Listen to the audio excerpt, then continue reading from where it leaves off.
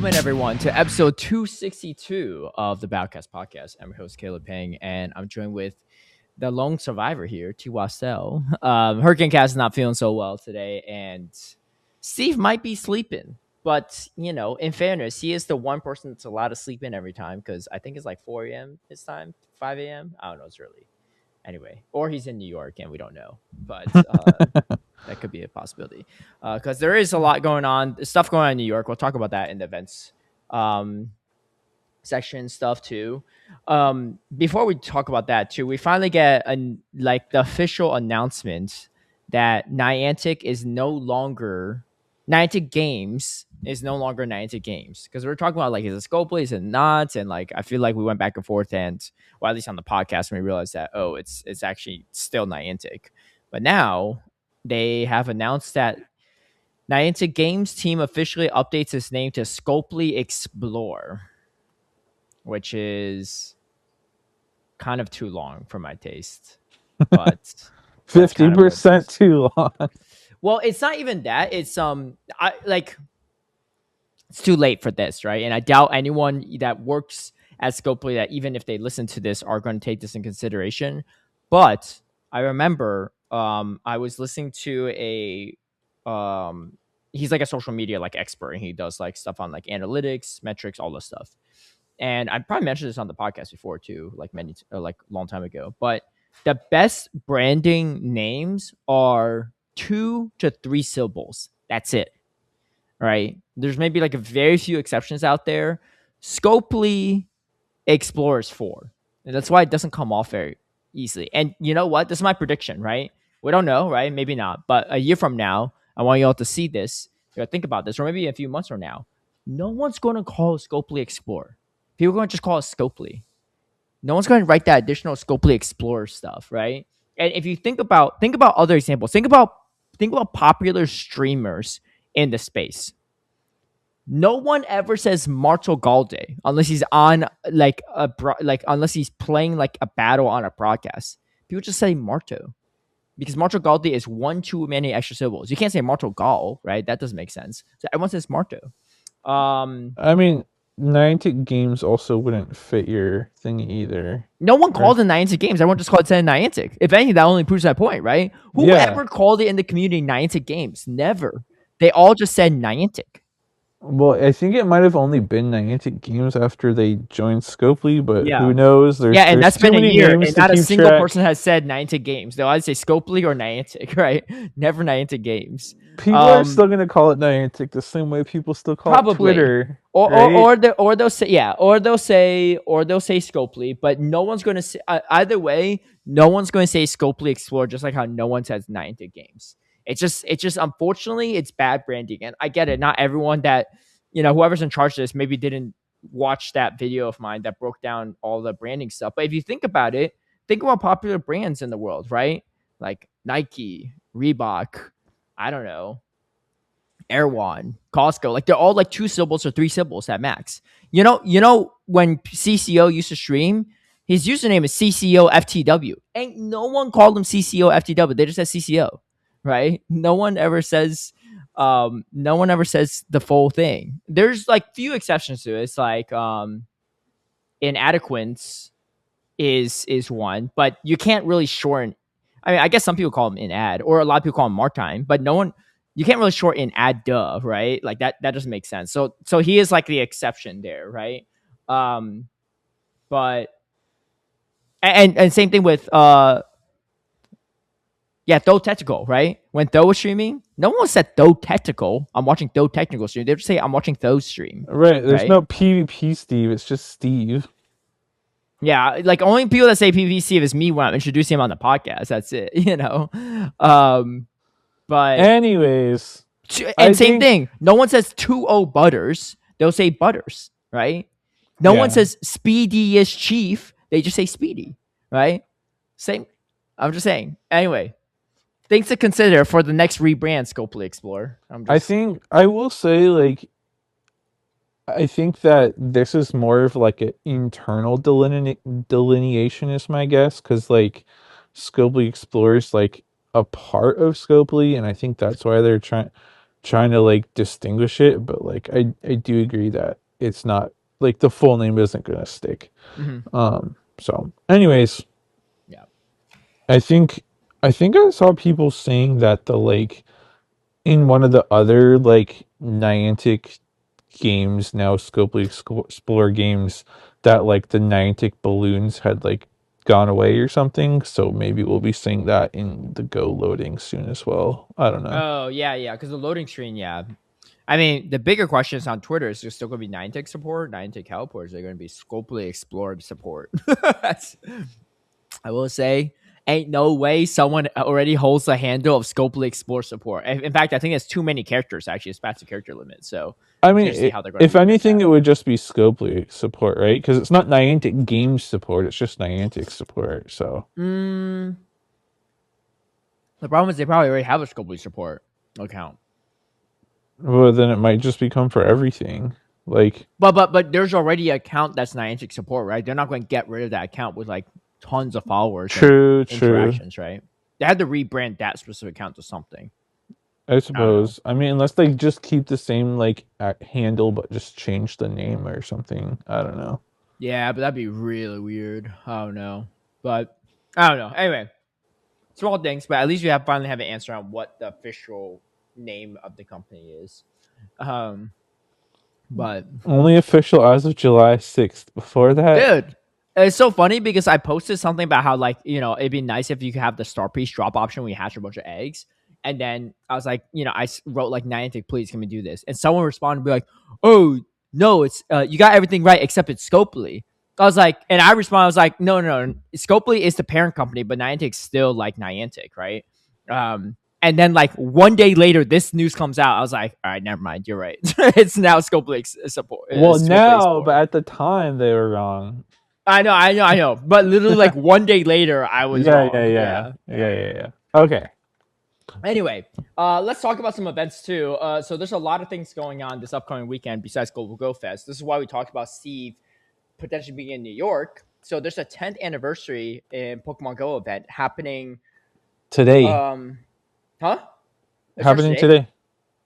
Well, Where's the stream? Because I saw them post a stream, but they didn't put the date of it. It says like 9:45 it's Eastern. today. Wait, no, I it's not 9:45 Eastern. No, it's Oh, it's at 9:45 p.m. no, no, no. It's let me find it. Hold on. I saw a tweet this morning and I It's went straight to six Twitch. fifteen p.m. Eastern. Sorry, 6:15. Yeah. Oh, Today. PM. PM. Oh, so it's about to start in like a few hours. Yeah. Oh, wow. Yeah, Okay. but by the time like people hear this episode, it'll already have happened. Oh, yeah. Maybe that's for yeah. We know Debbie's here, but I haven't seen any signs of Steve being there yet. But we'll see. Um. So yeah. So we don't know exactly what they're going to be doing exactly, but they have a whole list of like different things they launched throughout the years. Um. And nothing happened in 2021 apparently based on their timeline, but that's okay. We celebrate 10 years and remain focused, blah blah blah. Okay, they don't actually say much about this on this specific post, but there is something happening at in a few hours from now. By the time you all hear this, you probably already know. Even if It's I been like super secretive though. Like no one seems to know what's going on. Like even the people that are there for the event, like are just like, I'm here because I was told there's a thing happening and like I don't know what it is. hmm, So like it'll be really interesting to see what happens. They've done like it seems the speculation is it's something Mewtwo related, which is not unsurprising given yeah. like what GoFest is focused on. What if But it's like the whole like remember how they had the trailer for Pokemon Go like over 10 years ago, and everyone's battling like Mewtwo by like Times Square? yeah, yeah, yeah. I Maybe could see something like that. that.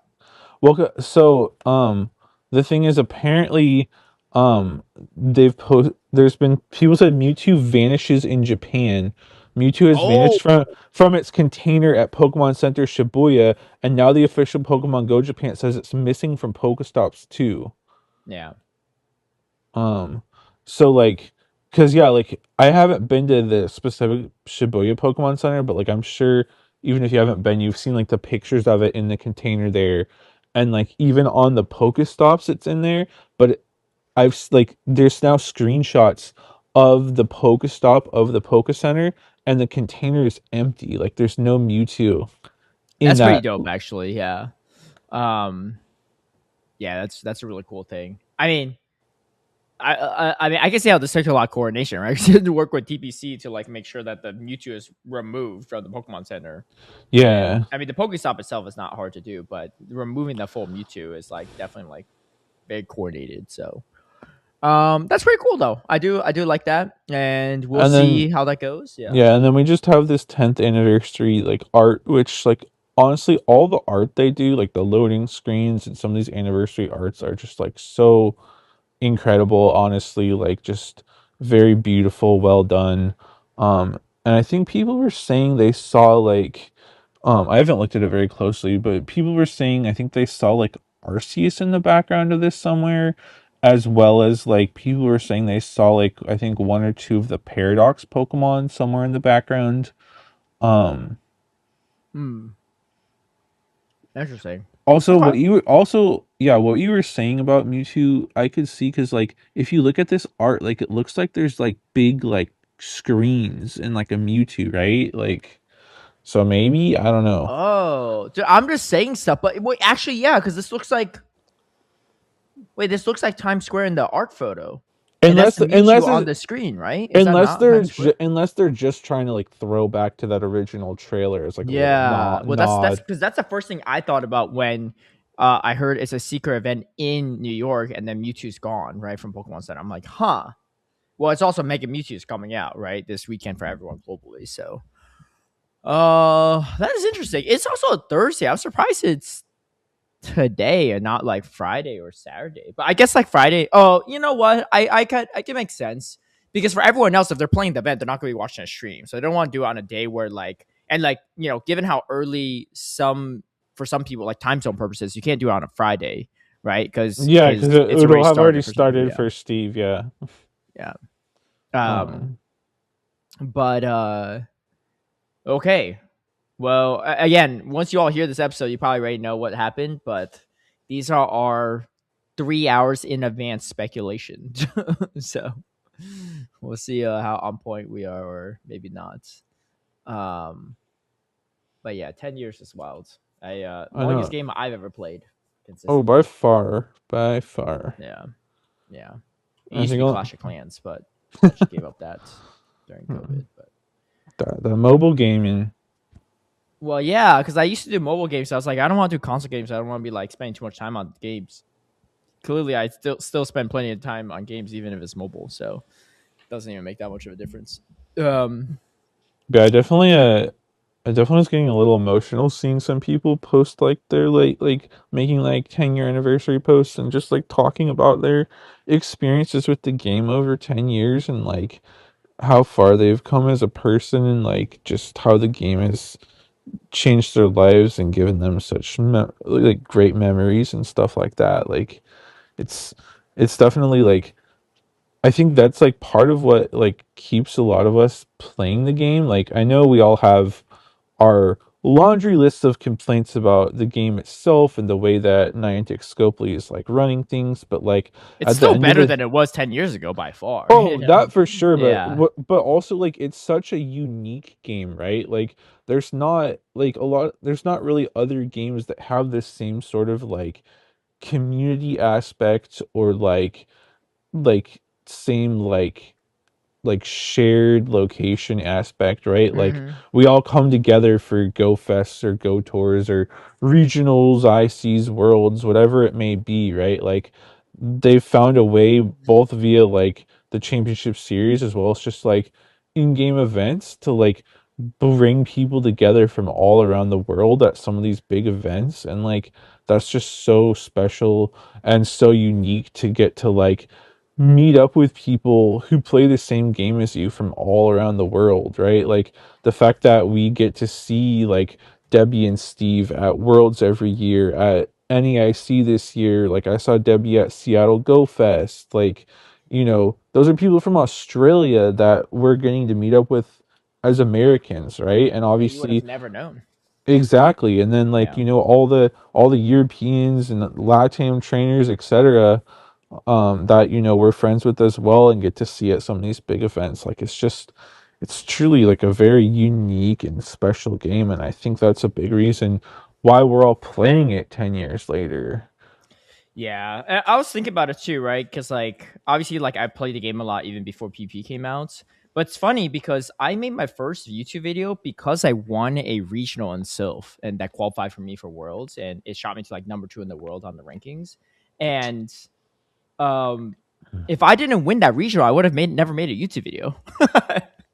Which is crazy, like thinking about it too. Because I remember I was thinking back on 10 years, I was like pulling old photos, and I found the photo of me after I won the Atlanta regional back in 2019, in early May of 2019. It was like one of the first regionals of the world too. So it was also nice because my YouTube video is very relevant because a lot of people hadn't played the regionals yet.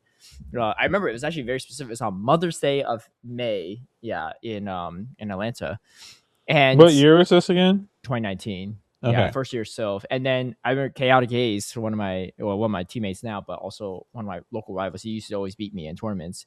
He was like, "Was this at the Atlanta regional?" And I was like, "Yep, it sure was." And I didn't face him that regional. You know why? Because one of our locals beat him early on, and that local almost beat me too. His name's Smizmiach. So I just responded. I was like, "Yep, good eye." I was like, thank God for Smizmiach because I wouldn't be a YouTuber if he didn't beat Chaotic Ace. Although he was running the Valor Ash team with Gallade and Lugia complete dumpsters Gallade, so maybe I had a good team comp into him anyway. But um, I just didn't have to face, in my mind, the best player at that tournament because of it. So anyway, yeah, good times though. I'm sure everyone It's has a like their own memories and stuff with the game. It's funny because I was thinking about this, right? 10 years is a long time. I saw like Arrow make a post about it and how like he looks super young. It was like him on like Snapchat or wherever saying he just caught a Pokemon in the street or something like that 10 years ago. And I'm like, bro, this guy was like in his teens, like 14 maybe, well, there 15. and there's some people that were even younger. Like think I about like a know. Psy Rhino or Yeah, yeah. Toad or I'm trying to think of who A else. lot of people. But I mean, Like the even thing like is like, Yakai, or right? like Like Potomon, right? Yeah, like they're like, yeah. they just hit like 18 or 17 or something like that. And I think the thing is, it's interesting because I'm thinking, oh, we grew up on like, red and blue or something like that. But they grew up on Pokemon Go, which is like True, a yeah. very interesting like concept to think about because like what? Like that's the game they grew up on. Well, But I not mean, only that, but some of these younger players have been playing Pokemon Go for over half their life. yeah, for some of them their entire life. Depending on, when they're born and stuff. But yeah, it's wild. Really like our teammate like Palmer's up, like he has a son and stuff, and like he's been playing since he was a kid, since he was born. So he was born after the game came out.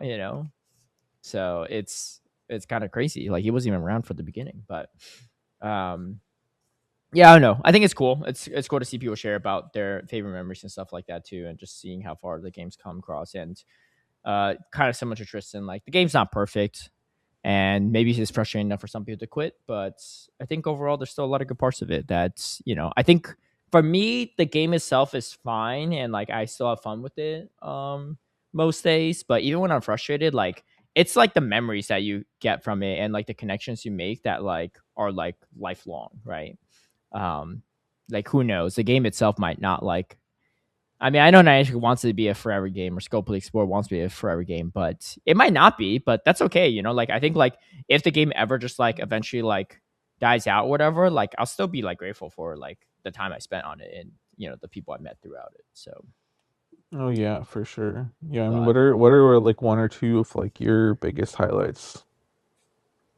winning that Atlanta regional back in 2019 was definitely one of my highest highs because, like, I don't think you understand. I was screaming every day, nonstop. Right. I had just gotten out of a long-term relationship, and my ex used to live with me. She like moved out, so I had like even more time to just like practice. And I would just be screaming people, like people in Asia, people in Europe, whatever, until like 2, 3 a.m. every day, right? Prepping for this tournament, running this Lugia, this strategy that no one believed would work. I was like, I believe it'll work, right? We'll see. And I just remember when I started the tournament, I didn't notice this until after the tournament's done because like I was starting. But like back then, these tournaments weren't streamed, but there's like a live bracket, like a Swiss bracket. And I just remember going into like I think it was like Go Stadium's Discord, some other PP Discords, and they're like posting all like the active regionals, right? And we were the first weekend, so a lot of people have eyes on it just see what the meta looked like. And I remember they're like, "Whoa, the top ranked player here, Caleb Peng, is he trolling? Like, why is he running a Lugia?" And everyone's like, "Yeah, I don't know. It must be like a really like troll pick or something, but like it's not going to be better than Skarmory." Everyone had Skarmory. Every relevant top player had Skarmory over Lugia because you not only beat Lugia, well, Lugia's not even on anyone's radar. You beat like Altaria, and then also on top of it, you're just very safe, and you beat obviously like all the grass and stuff and the Mud Boys, but you lose to Metacham. Back then, Metacham Power Punch was way better than it is now, and you would just two shield, boost yourself, counter through a Skarmory, and then you're perma boosted back then. For those that don't know, you boost debuffs and buffs did not disappear when you swapped out. So you have a 4 times boosted Metacham. You come back in, it's still 4 times boosted, and this is old counter where it was like crazy good. Yeah, that was a crazy time because you could like boost and then just like swap Yes. out and then Yep. come back in. Come Your back in boost and would it's come still back. boosted. It's crazy. Can But you this imagine is how like busted Annihilate would be? Like, oh or my Primeape gosh. with that? Annihilate, like all the debuffing moves too. Like it was insane. But yeah, so because of that, that was why I brought the Lugia. I was like, I need something to beat the best Pokemon in this meta, which was Metacham at the time. And I just practiced day in and day out on this strategy. And I was like, I started getting a hang of it. I was rolling people I was scrimming with. I was like, and these are like good players, right? Not everyone at the regional were going to be as good as the people I was scrimming against. I was like, okay, I feel really good. I feel really good. And then the fact that I went completely undefeated and I recorded all my battles for the first time because I remember I told Palmer's up, one of my locals, I was like, look, I'll record all my battles. If I win this whole thing, I'll make a first YouTube video. And then, of course, when I go back and look at all the Discord comments, people were like once I started winning, they're like, wait, this thing is actually working. Is he even just using it as bench treasure or is he actually using it? And then some people started piecing together that I wasn't using Dragon Tail. I was probably using Extra Sentry, which was correct. I was using Extra Sentry, right? And that won me so many matchups. Particularly like I'm better into like the grass point Venusaur, which is like the most common grass type. It wasn't super common, but it was around. I think it was just a little bit better into like Metacham. The Extra Sentry was still a pretty bad move back then, but it was like good enough. And then I could beat Haunter, right? Because a lot of people, like some really top players had a Legacy Haunter with Shadow Ball. Even with Sludge Bomb, it's still pretty good. But you can actually beat it because the Extra Sensory super effective damage was kind of insane.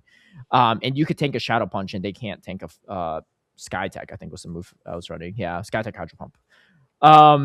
That's just crazy to like compare that to Lugia's moveset now. Yeah. Lugia was worse back then. And the fact that, like, I think in hindsight, the fact that I made it work was actually pretty crazy. And no one had thought of it at the time. And I just remember feeling on top of the world and making this long, like, it's still my first YouTube video on my, like, channel if you really want to see how bad it's poorly edited and everything. But, I was just rambling. I had no face cam, no nothing. I didn't know what I was doing, but, I just running it and people, it was really well received because everyone after the tournament was like, how does this work? Like, I need to know his breakdown. I was like, oh, perfect timing for me to drop a YouTube video on this. And then I just remember like waking up to a bunch of comments like from other creators in the space like Zionic, King Ivy, what's his name, Gemma Banks, J Farm, all the original like PvP creators, and they're like, oh, let's collab, like, oh dude, this was genius, blah blah. They're like super welcoming, which is really nice.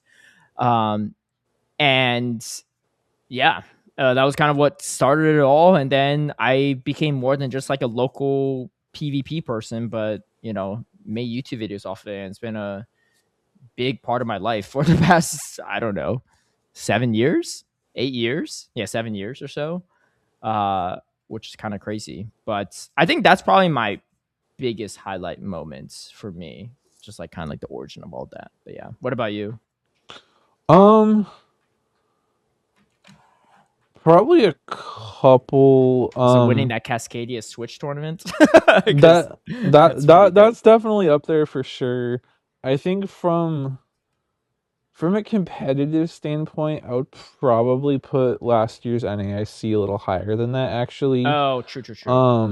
Just because like obviously winning that like what was it Tempest Cup was definitely a highlight for sure, but like just the like the level of these official tournaments now, and like competing, on stage, on broadcast, against like some of the best players in the world. Like the fact I got to play Patoman and Axon and like so many other good players in that run, like it was just like such a cool and surreal experience. Like sometimes I like almost forget it happened because it just doesn't even feel totally real, if I'm being honest. Yeah. So like It's your first time those, winning on stream. First time making a mhm. day two as well. Like Yep, all of those. you need to do at least that to even like qualify for worlds, which is insane. So Um like from a competitive standpoint, it would be those for sure. Definitely have some good memories like from the pre PvP days of like just like some like gym shenanigans with like my old local instinct crew. yeah. Like we did a lot of like hiking to like go take down some like more remote gyms. And Yeah. then also like we were by far like the smallest team in our Oh, area. worldwide, And not even just your area. right, but like in our area in particular, like we Yeah. were way smaller than the other teams. And like we made it a running habit of like most of the EX gyms, if any of us had an invite, we would like lock it down and like make it yellow, even though there was way more players for the other Yeah. teams. So like those are definitely some For some those like extra big balls. like I mean technically for the extra balls, but at a certain point it was more just like a pride and bragging rights thing Yeah. of like, oh, our crew of like 10, obviously there was more than 10 instinct players in the area, but like we had like 10 dedicated instinct players in our like good little Discord group chat. And it was like our crew of 10 players was able to keep a ton of these gyms when the other teams were like probably in like the at least the 50s number of players, sort of a deal, maybe more than that.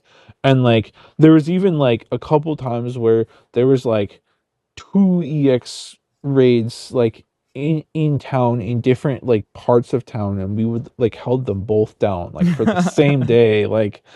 Like those are definitely some pretty cool memories from like way before the PvP times, just like bonding with that group. And then in terms of special memories too, like definitely like worlds every year for sure. Like it's just such a fun and memorable event, and like I said, getting to see people from all over, and like especially Yokohama worlds, because like Yeah, that that's a was good the one. first worlds I'd been to, as well as my first time in Japan, and like just Pokemon in Japan is just incredible, and doing that with Osaka Go Fest, like that was just such an amazing experience as well. So those are probably my top highlights. Um, Yeah. yeah. Yeah, those are some good ones for sure. Um dude, the only downside of GoFest or Worlds in Japan is the heat, but also, man, I need to come up with a sign next time to say that I am like American or something, because I had I all remember these this. Japanese people were trading. Like I was walking around with Arrow, and he was like trading with Arrow and stuff.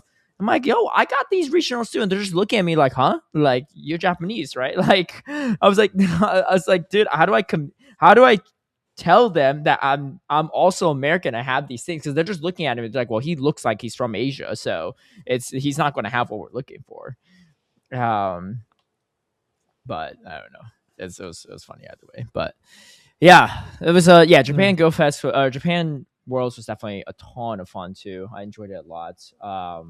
Well, and it was crazy, like how they like it wasn't just in the venue, like the like whole like train station nearby was like decked out and had like all the screens with the broadcast, and they had all the like Mhm. Pokemon cards all over it and all the decorations and statues. Like, and they had all those like photo ops around Yokohama and stuff too. Like it was just like super cool how much they like added. And then there was all the like like the I think like the drone show and some of the live Mhm. shows, and like obviously those are really hard to get into because there was such high demand, but like it was just really awesome like how much extra stuff they added on to make it like even more special. Yeah, yeah. It's definitely been by far the most life changing game. You know, like there's other games where like, and I think this is like as much as like we give like Niantic crap for this from time to time, like a lot of it is because you have to like inconvenience yourself and go out and explore to make these connections. Like there's video games where I play with people for years. I've never met them and I never will, right? And like I stopped playing the game. I don't really keep in touch with them anymore because we just played online with each other, right? And there wasn't any of this in-person aspect to it. There's no like there's humanity to those games, but there's a lot less humanity because you're just sitting behind a keyboard, behind a screen. Like you don't know the player and stuff like that. You never meet them. Like you're not going to have the same interactions with them because of it. And I think that's just like the very unique thing about Pokemon Go is that you do have this humanity aspect to it, right? Like you don't have to love every player you meet, but you have a chance to meet them at like what they're like, right? And a lot of people are very, very different. I was talking about this on my stream the other day, but I was like, a lot of and this is not a bad thing by any means, but a lot of streamers are like super introverted, right, in the Pokemon Go space. But if you don't know them personally, you would never know, right? I think like my example was like Wholesome and Poke Games. Both are like very introverted, right? Very like Wholesome's kind of similar to his stream persona, but he's still more introverted in real life. And then Poke Games is like a 180, right? And again, not in a bad way, right? I don't mind his stream persona, but in person he was way more quiet, way more introverted, right? And then that's when you realize, like, oh, like I mean, yeah, like he's putting on a performance and stuff, which I get it. Like his goal is to be entertaining, and there's nothing wrong with that. But it's just interesting because when you actually meet people, you actually see those differences, right? Whereas in other games, you might never see that.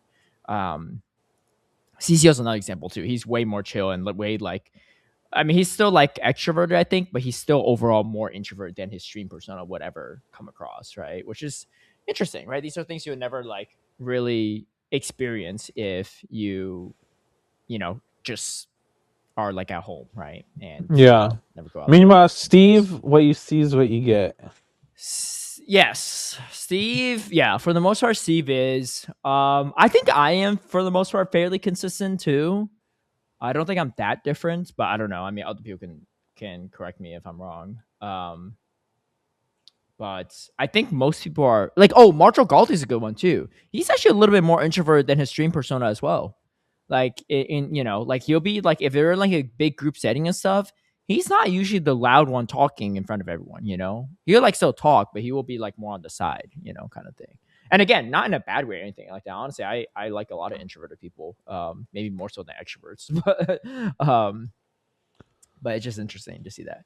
Anyway, we rambled on a lot about the 10-year anniversary. There is an anniversary event coming up too.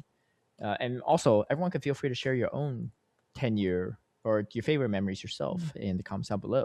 But to keep the festivities going with the special anniversary Pikachu celebration event, we have a bunch of Pikachu making their return so I guess nothing's like truly ever fully gone outside of maybe the Pikachu with that black hat.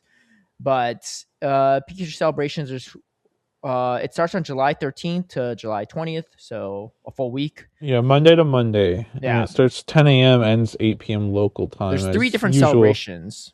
The 13th has one, 13th to 15th, 15th to 18th, 18th to 20th. And the So event will, yeah. Oh, yeah, go I'm ahead. assuming it's just like different sets of Pikachu like Mhm, throughout each mini celebration. We don't have a ton of details on that. mhm. Um, Yeah. but yeah, in the image here we have like a bunch of different Pikachus, like um the flying Pikachu with the balloons and the 5-year anniversary. Is that the world's London one? Uh-huh. Yep. Yeah, they'll have all the world's ones. So 2020, well, not last year, but 2022, 2023, 2024 will all be in race, the World Championship Pikachus. Oh, that's Yeah. actually cool. Yeah. They have a Pokemon Pikachu wearing a varsity jacket. Is the That's varsity jacket just last year's? I think that's last year's Worlds one. But I'm they pretty didn't label sure. as, but in the website they didn't label as World Championships 2025 Pikachu. They just said Pikachu wearing a varsity jacket. Is there another varsity jacket Pikachu? I'm gonna look it up. Where's Steve when you need him? He's good at.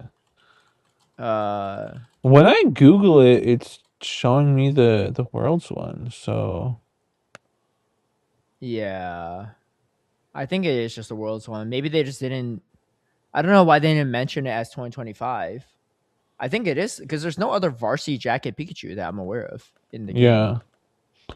and And then I've they been have playing like this game. yeah, and then they have like the safari hat, amethyst crowned, dapper Pikachu with red, yellow, and blue accents. I don't know which one that is, but all of those will be in raids. It says 1-star raids during this event. You know, what would be really crazy if they have Pikachu encounters during GPL be all Pikachu Libre, but they can't be shiny, but it's all Pikachu Libre. Or you have a chance for it. That'd be kind of crazy. I don't think they'll do all that, but yeah, that's. Oh, the honestly, the hardest Pikachu to get, still in my opinion, is the Professor Pikachu. Yeah. That Well, one, the one where you had to win showcases, but that one obviously won't be for this one. yeah, well the other one that I would say is actually harder than that one was the marathon Pikachu. I missed out on that one because it was like a 1 week event where you had to walk Oh yeah, 42 yeah, yeah. kilometers and it's never I come didn't do back that one yet. either. Well, that's a pretty recent one too, though. But Yeah, for wait, sure. what did it look that different? I didn't think it looked that. I thought it was like Oh, Pikachu we already had. it didn't look that different, no, but it still is like one of the harder ones to get for sure. So my point. Oh yeah, I didn't. Let me see what that looks like. Spring Marathon Pikachu. Oh, it just got like a visor. Yeah, it wasn't like in terms of like But the if you're fact that ready. it's a one of a kind is still pretty rare. Exactly. Yeah, like as Oh, far as like unique costumes, it's not like that exciting, but just the rarity factor. Because there was only so far one event for it, and you had to have walked like the 42 kilometers in a week. how did I not know that was a thing? I didn't know about it until it was like the event was almost over. But like we had to have covered that event at some point We because definitely like covered it. was I just not paying attention when we said there was this Pikachu encounter thing? Or Probably. maybe I didn't realize that you had to walk the 40 kilometers. I thought it was just like some random like encounter, research encounter. Or But it might have also been because that was when we were kind of covering events like closer when they were announced. So it might have been that we covered the event like a couple weeks prior and you just forgot about it too. yeah. Um, But yeah, anyways, there's gonna be a bunch of different costume Pikachus. There's a Go Pass as usual. It doesn't really say what you get in the Go Pass. Hmm. Um, there's a Oh, it says encounters with event themed Pokemon. So some number of the costume Pikachus will be in the Go Pass. It's saying the deluxe Go Pass has extra encounters with the themed Pokemon. So if you really like costume Pikachus, there's that. Um, they have an image for the Go Pass with the Rockstar and Popstar Pikachus. So it looks like those are coming back as well. Hmm. Those might only be in the Go Pass, but it's really unclear. But yeah, if you like costume Pikachu's, this is the event for you. We don't, besides them listing the ones in raids, like we don't know which all ones there will be or when they will be. Um, oh wait, it also says wild encounters. In the wild, there's the Trick and Treats costume, Pikachu wearing a winter carnival outfit, Pikachu with summer flair, and more. Again, I don't know which ones these are because there's been so many costume Pikachus and like they have specific names for things that aren't always obvious. But anyways, event with a lot of Pikachus is the general vibe. It seems like there's going to be a lot more Pikachus than what they've mentioned in the blog post, both like wild and in the Go Pass. So just keep an eye out if there's any that you're interested in. Yeah. Yeah, definitely. But that's going to be do it for that event. So I mean, it's kind of cool one if you're missing any specific Pichu and stuff. Especially like the world's ones are like a little bit harder to acquire. I think for a lot of people who maybe weren't playing at the time or didn't play enough, Yeah, or if they're looking for a shiny, right? Because like until now we were never able to get another one from these. So right. It's also just like a fun, like again, like with the 10-year anniversary, it's sort of like a fun little throwback to just bring out a bunch of the like random and fun costume Pikachus. yeah, So yeah, definitely. So yeah, we'll keep that in mind for the future. But that's going to do it for our recent events. Obviously, there is GoFest, Global GoFest this upcoming weekend, so just be on the lookout for that. we Because still have no additional details. I'm like still really curious how they're gonna do these like hourly spawns because they're just like all they've listed is types and we have no idea what that means. So yeah, we'll just good have to news. I could play a few more hours than I initially expected. Not a lot more, but a few more, because the wedding doesn't start until 4 p.m. And shout out again to Mibichu for the hookup. But what I'm gonna do is we're gonna drive to the hotel like early in the morning. I don't care if the room's not ready, right? My dad, my stepmom, they could just lounge around the lobby or do whatever, explore, right? But I was like, they're like, why don't we go later? I was like, no. I need to grind this event. I don't think you all understand, right? I'm going to this family friend's wedding still, but I'm going to play as much as I can before the wedding. So I think it starts at 4. So I think if I end at like around like 2:30, I have time to like change, shower, get ready for it, and then probably not play too much during the wedding. But hey, you never know, if there's a gym on top of the wedding venue, hey, If Caleb's pocket is like help your vibrating boy and out and hop in that Mega Mewtwo raid, because ain't no way there's gonna be a lot of Pokemon Go people at the wedding. if Caleb's pocket is vibrating and flashing during the wedding, you'll know why.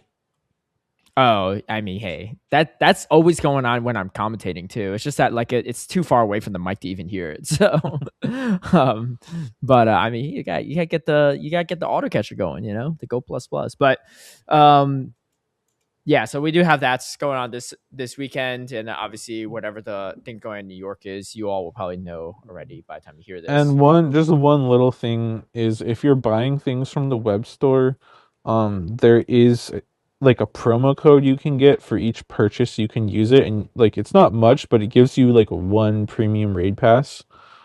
So like if you're buying coins, if you're buying the deluxe Go Pass to get the bottle cap, whatever else, like you might as well. I don't know it off the top of my head, but like they posted it on like the Pokemon Go X account. So if you're gonna be buying stuff from the web store, like might as well get that free extra raid pass. It's nothing crazy, but a free raid pass is a free raid pass. Yeah, definitely. And then they increased the storage as well, which is good for items and Pokemon storage. I have maxed them both out, so I should be good because I'm probably not going to catch that much this upcoming weekend anyway. So, but that's going to do it for our events. And for Go Battle League, we can talk about this briefly. We had our first few legends already this season. So there's that. There was some weird exploit too that Raspberry guy on Twitter posted about. I don't know if I don't think that was even real. Yeah, so I'm not even going to give too much attention to that unless we have actual understanding. I also haven't heard anything. I haven't seen you post about it. The only top player that I saw responded to it at the time was Jason, and he was like, "Yeah, I don't even know what you're saying right now." And he understands the mechanics very. I mean, come on now, we have a whole like he was able to super climb in legend based on some of the issues in the game, right? Like you don't think he knows what possible exploits there are? Like the only notable person I saw backing up this post was PokeAK, so make of that what you will. Yeah. Me personally, I have no hate towards him, but I just mean the same kind of person that thinks the algorithm is real. Yeah. I'm just saying, me and PokeAK have different beliefs on a lot of these things, and take it as you will. But we do have our first 2 sets of legends, and then, dude, this is something that's really been bothering me. Having the Competitors Cup is so tough because I feel like more people played Competitors Cup than they played Experimental Cup when it was Experimental Cup, right? Or the Preview Cup, whatever you want to call it. And because of that, I think it really splits the player base where there's like, I have crazy queue times. And I'm not even expert yet. I'm in like the 2600s or 2700s, low 2700s. And I have crazy queue times. Like sometimes I am on the leaderboard. So I am in the top 500. So to be expected. But like these are queue times so long that like they're not queue times you usually see in the past if you're on the leaderboards, unless you're on like the first or second page. So maybe not crazy queue times, but like I was getting queue times in Competitors Cup at like 2500s, which I thought was crazy too. Yeah, and I don't think all the players are even playing Competitors Cup. I think the problem is because a lot of people are, but a lot of people aren't. It's super split right now between Competitors Cup and then depending on what else is in the meta. But right now it's Ultra League, right? 2 different Ultra League metas. I feel like right now, if you really want no queue times, you probably play Competitors Cup because less people have Ultra League Pokemon in general. No, but this was great league. I was doing this since it rotated to the Ultra Leagues. Oh, really? Oh Yeah, wow, and that's this kind is of what I was crazy. saying. I was playing Competitors Cup when the other options were Ultra League. I'm only at Yeah. like 25, 50 or something. And I wasn't getting crazy queue times, but the fact that I was getting queue times at all was Mm-hmm. weird to me. Like I Yeah. was just like, why am I not getting instant battles in the only Great League meta at like 2500? Like I'm not that high. It's not like a less popular meta. Like that was interesting to me. Yeah. Yeah. There's no way to really solve this, especially if they're going to have competitors cup this entire time until the end of the season, or until like this last week of the season, or something, until after Worlds, whatever. So it's just what it is. But it's been frustrating, and again, I still think my solution to queue times is near flawless. I haven't heard any feedback saying that's not the case. It's just if Niantic can implement it or not, and they obviously have their hands full with a lot of other things. So, but I'm just saying, Scopely Explore staff, you know where to find me if you have questions on it. One day, if you all want to fix queue times, I have the solution. I can't code it myself, but I have the solution. And I think it would do a world of wonders for a lot of players on many fronts. Also, that last week of the season going to be crazy with Mega in all three leagues. Yeah, we don't. It's just like Mega's just allowed, right? Yeah. Is Mega even going to be relevant in Great League and Ultra League though? I don't know. I mean, Mega Sableye is a bit bulkier and better than regular Sableye, so there's that. Yeah, I don't know about Ultra League. they're also just not invades enough that I don't know if you have the energy to make a new Sableye right now. And even Better if I get do, walking. I don't even know if I have one that's a good spread for Mega, because I don't even know what the spread. Like that's the thing. I don't know what the rank 1 spread is at all. So I don't either. It's yeah. You just have to it's going to be like. very different. Yeah. You just gotta check it when you're Yeah. checking your Pokemon. But Yeah. I'm a little. I wish we had a rotation of Mega Master League sooner than the last week of the season, though, because like it would be fun to get to use Mega Mewtwo like I don't know, like next week or something, like right after Go Fest. Like I wish we had one more rotation of Mega Master League this season. Yeah. Yeah. Um, but either way, it'll probably be around to say. So we've had Mega Master like every single. Actually, no, we didn't have it last season, right? No, I think we did.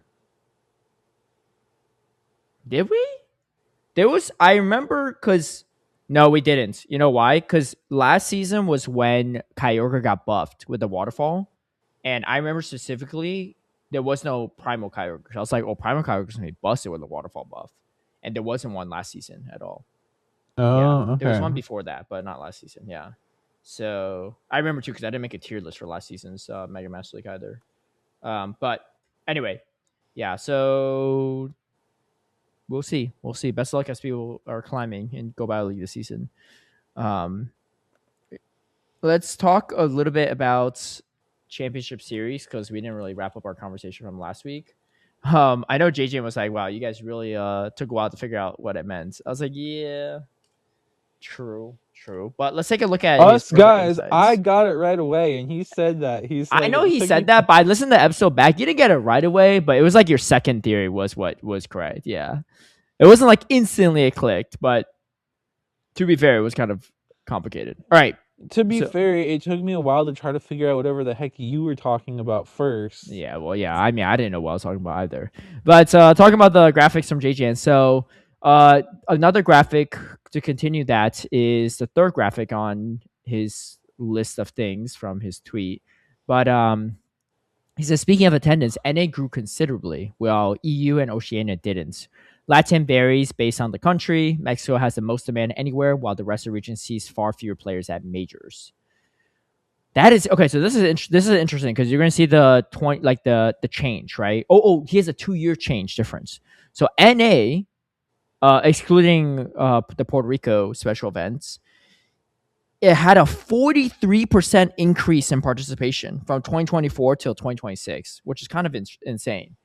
Um, So my EU, my one question on that is so I know at some point we went from like 12 NA regionals down to 9. yeah, Were we on 12 or 9 regionals in 2024?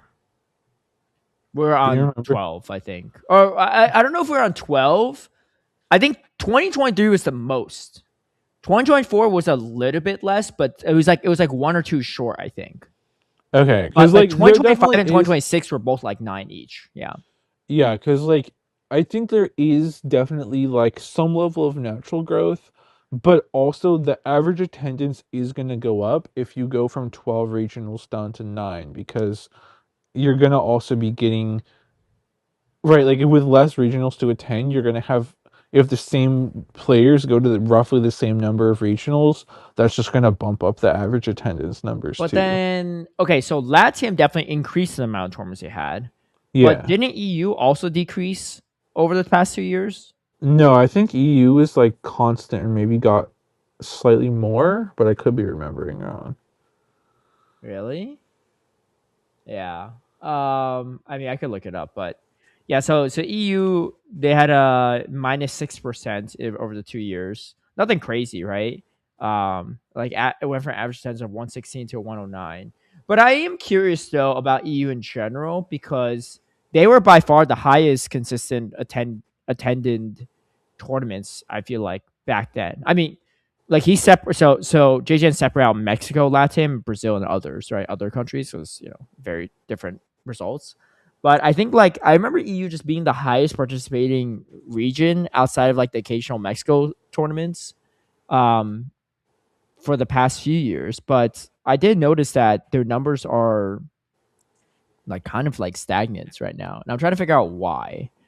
Um but because I know like a lot of like bigger name EU players have retired over the years, like I feel like I haven't seen Lurgan Rocket compete, right? Or like Satis Sands like kind of like retiring after this year and stuff. There's just like less attendance, which I find interesting.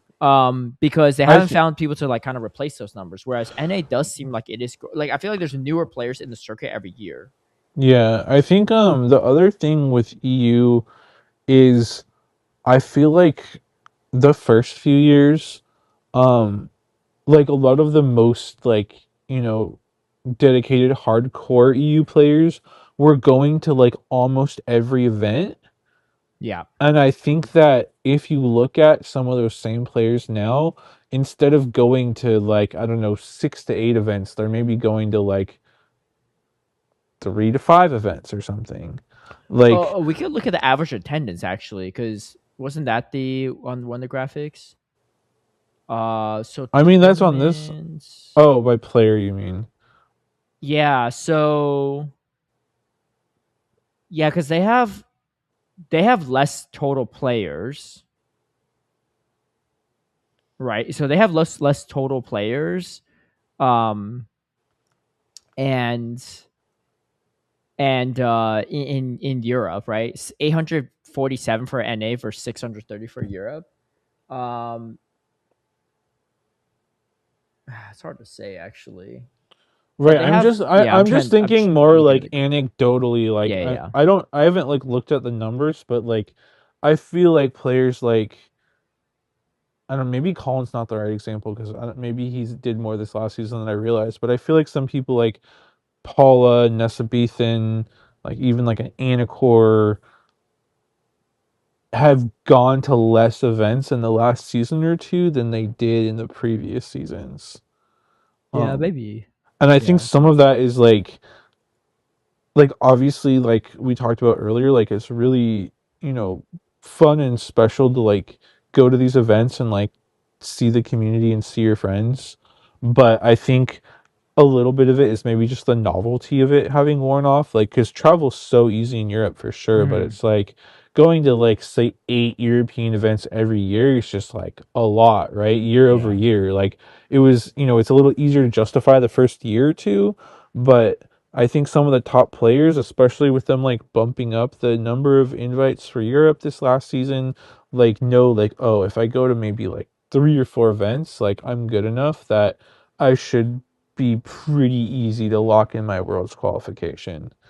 Um, so I think it's just people potentially having done this over multiple years now, just being a little more um reserved with like using their, you know, maybe money and time to travel to a bunch of events.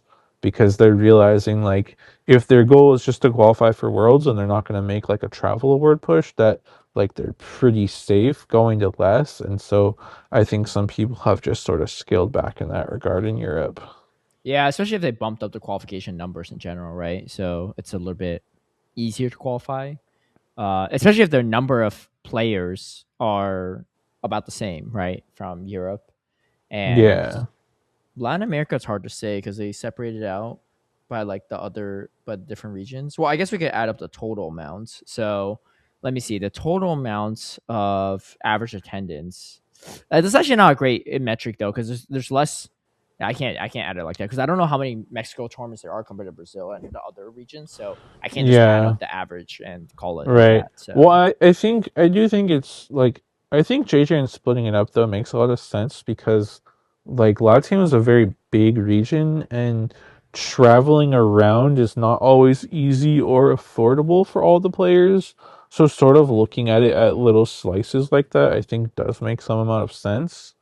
yeah. Um and I think like the Mexico events growing, I think, is partially because I think they've potentially just been getting bigger caps, and also like we've seen more of a contingent of NA players traveling down to some of the Mexican events, especially now that they're regionals instead of specials. Mm-hmm. Yeah. Um, and then like yeah, JJ noted that like Oceania didn't really grow, but that kind of makes sense because I think they're sort of they're approaching on those caps for a lot of events, so there's not really as much room to grow there. Well, I feel like they're Um, growing because a lot of Japanese players are going. But yeah. Okay, so at another level, at the IC level, UIC continues to be the most popular event. Um, I think we'll have to see whether the move to Chicago, a more accessible city than New Orleans, changes this. I feel like New Orleans is not that inaccessible, but I think the timing of EUIC is a big factor too. Like if yes, NAIC was in February, then I think it'd be different. By NAIC in June, especially like outside of like NA, a lot of the Europeans and Latin players are like, I got my World's qualification on lock for the most part, right? Like, not this many people are going to jump past me. I don't think it's worth spending the money when I had the same money to go to Worlds. yeah, Like it's especially with Worlds being in the US as yeah, well, it's like oh another trip back to the yeah. US. I Yeah, no, think I that one's more timing than anything else. yeah, I agree with that for sure. Because yeah, well, yeah, there's a lot of people that are either like especially for other regions, but just in general, who are either like, okay, my invite's on lock pretty much, so I don't need to go, or are like, I have no shot of qualifying unless I get like a top four, so I'm not gonna bother Hmm. going. And Yeah, I think you get both sides of that coin with NAIC being so late. And I do agree with you. I think if NAIC was when EUIC is or when LEIC is, I think the attendance would be much higher actually. yeah, yeah. I would say so. Um, And LASC's EUIC, numbers being this low it is a little bit surprising to me too, though. I think USC like timing wise is in a really good spot during the season, and it's also probably one of the more accessible ICs for people from out of region to get to as well. Um, I think with LAIC, there's just a bit less people from out of region necessarily wanting to travel there, unless you Yeah. have like travel award or travel stipend. So I think that might be just a little less because of that. Yeah, I will say Oh, traveling to Brazil is not the easiest for most people. I am so curious though what it would be like if they host LAC in like Mexico City one day or just somewhere in Mexico. Because I feel like at least for NA it's easier to travel to. I feel like for Europe it's easier to travel to too because it's further south or for not as far south. Um, yeah, it's just I think the only problem with that is like would that actually make it harder for Latam players to get to, right? Because like if you're from Brazil or you're from yeah. Chile or Argentina or something, like I don't know how much of a price difference that is, right? And that is something to consider. But if you look at it, the average attendance of a Mexico regional or special event is 168 compared to 70 from Brazil and 55 for the other Latin countries. 168 is almost the total attendance of I mean, it's only a bit off, a few dozen off of the 2026, 2025 LAIC attendance rate. It's more than 2024 even. So, if anything, the tournament will fill up for sure. It might be a little bit worse though for Brazilians, obviously, and then for maybe some other Latin countries. But Yeah, like from a anyone in numbers South, perspective, it makes more sense. right? Yeah, I'm just thinking in terms of like sort of a accessibility and travel side from any LATAM players that are like Yeah. South American LATAM, because like I agree with what you're saying, but doing like a Mexican LAIC is like Mexico like is sort of weird because geographically it's in North America, but like it ends up on like the LATAM leaderboard because I think it's somewhat cultural thing. I don't even know exactly why they do that split or not, but like it's definitely right because I think some people, especially LATAM players from South America, might be frustrated because it's like, oh well, LAIC is all the way up in Mexico and the NAIC is in like the US, like those are like super close to each other and we have nothing near us. Yeah. Especially when you have some players where like you look at their Dracoviz profile and it's like LAIC is like one of the only like one or two events they compete in every year. Yeah. So it's like you take that away and like you you might be disadvantaging that portion of the player base. So like I don't know what the right answer is, but that's just something to consider. Mm-hmm. Yeah. Exactly. Um. Yeah. So we'll see, but that's the international rates. And then a few more stats. So 2026, more points for tournaments further lowered the impact of locals. However, a few trainers probably wish they had been able to do some. Um, so, okay, wait, but I don't know why. Oh, right, because EU is top 65, not top 75. So he was looking at, so JJan was looking at certain players. So Phil Begg, unfortunately, didn't make it. He was 28 CP short. He had 0 local points. Cashon was 3 CP short, 0 local points. But the tough part is like sometimes certain places just don't have locals, right? So it's a little bit harder to like make that assessment. I don't think does EU at the regionals do they have like challenges and cups at the regionals at the events? I think so. I'm pretty sure they have it Oh, at in all regions. well, then they should definitely, yeah. Then they should probably try to tap into that if they can. I know, HDMV is granted, like the only thing we don't know is like those cups and challenges at the they're regionals are harder, like yeah, usually pretty stacked. So yeah, like just because you competed in them doesn't mean you got points from them. yeah, Right? Like Cashin and Philbeg are both very good players, but it's certainly possible that they tried the locals at the regionals they went to and just didn't actually get points. I don't know for sure or not, but I do agree with you. If you're in an area that has no locals or you know you're not going to be maxing out your local points, it's definitely worth it to do those cups and challenges yeah. at the regionals because they're right there for you. Mm-hmm. And Yeah, again, they're harder, but if you're not maxing your points you might as anyways, like you well. Yeah, might as well give it a try. it's And good like practice at a minimum. yeah, that too. Like I always if I've been able to get in like in time for like the Friday challenge, I'd always try to do it because it's very good practice and stress testing of your team against what like people are thinking of running for that tournament and that meta basically. So I've always liked doing those if I'm able to make it to those Friday ones. And then any other additional like the Saturday challenge and the Sunday cup are just like gravy in terms of like if you're able to get extra points. Right. Yeah. And then from NA, it's HDMV, who obviously had a crazy performance at NAIC, so he probably wasn't expecting to even make worlds off of that. But he was 53 CP short. He only had 50 from locals, and then Overlord Raiko had 52 from locals, 69 short. Overlord Raiko, I don't think was pushing that hard for worlds qualification because he didn't go to NAIC, right? So like if he went to NAIC, he probably would have made it. But Cashon reacted to that post. It's kind of funny. But yeah, and then some other things. So JJan said he mentioned the increased invites for EU and LATAM. What countries benefited in LATAM? A third of Mexico countries, a third Mexico tournament helped players earn points, while EU invites were fairly evenly spread out. So for NA, it's like, most is from US compared to Canada. New Zealand is just one compared to zero, so that's nothing. Yeah. And then Latin and then America, yeah, the bulk is Mexico and then Brazil, which obviously makes sense because that's where most of the Latin tournaments are held. So it's just two easier for actually, those yeah. players. It's just easier for those players to get there. Well, NA shouldn't have changed much because it's the same amount of invites. I think Oceania is the same amount of invites too, so those two are irrelevant really for this conversation. You can see the numbers don't really make that much of a difference. Yeah, and then it's just yeah, EU is it. Yeah, it's just this graphic is mostly just highlighting how there's a few more people going from Mexico, I would say. And then he also has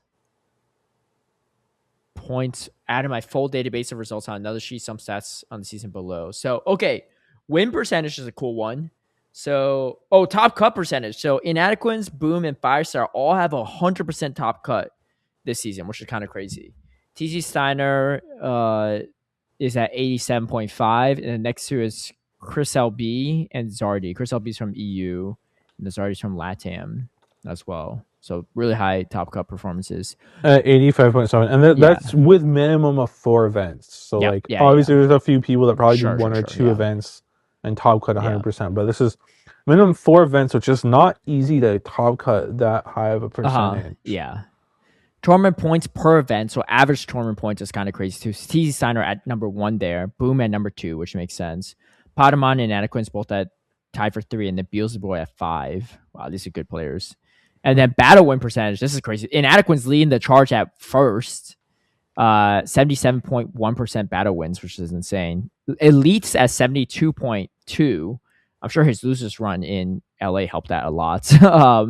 Boom was at 71.8, and then Beelzebub and Rockhaven are tied at 70.6. I don't know why they put Rockhaven below him, but maybe he played less events than Beelzebub. That's why. I don't know. It might be a rounding thing. I don't know. Oh yeah, true. Could be a rounding thing too. And then series win percentage, Inadequate's leading the pack there as well, 87.9. And then Steiner at 79.7 in second. Potamon at 79.6 to be expected. Beelzebub and Hard Jeff rounded out at 4 and 5. So that's crazy because these are also all minimum 4 events, and I think Beelzebub did what, 4 events exactly too. Yeah, that's actually really impressive because Beelzebub did not do well at Vegas. And he still is averaging quite a bit. So he did LA, Vegas, EUIC, NAIC, right? Yeah, exactly. Yeah, these are big tournaments too. Yeah. Oh, sorry, Hard Jeff. I messed up his series win. If two of those losses were to me in one tournament. But I think by far Steiner's probably the best Latin player in this season for sure. You could say that. Inadequates being really high up there is interesting because a lot of people say Potamon is like the best player right now in the world or like in EU, but Inadequates has him cleared on 2 separate margins on battle win percentage and series win. Like, Potamon definitely played in more tournaments than him, but still, like, that's actually I think people don't talk about Inadequates as much because he just doesn't compete nearly as much. But he always tops cuts when he does. So all these top cuts, and like he won 2 tournaments in like, I think he only competed maybe like 4 or 5 tournaments. I think he just outright won 2 of them if I remember correctly. Yeah, he got third at the one that Tauntaun won, and then and then he played another one. He didn't make. I think he maybe got 4th in another one. I don't know, but it was pretty high up there. Yeah, his consistency is crazy. All right, and then but also didn't Inadequates compete in any ICs this season? No, he didn't. He casted EUIC and NAIC. He didn't compete at LAIC. So okay, I think that's maybe a little bit of it too. Is like you're seeing a Potamon and even Beelzebub now having such success at ICs, and like we haven't seen Inadequates compete. When was the last time we saw? Was it UIC last year? The last time we saw him compete on the international stage, because he casted Worlds, right? No, he casted at UIC last year too. The last time he competed at an international was NAIC 2024, I think. Because he made top cut. I think him and uh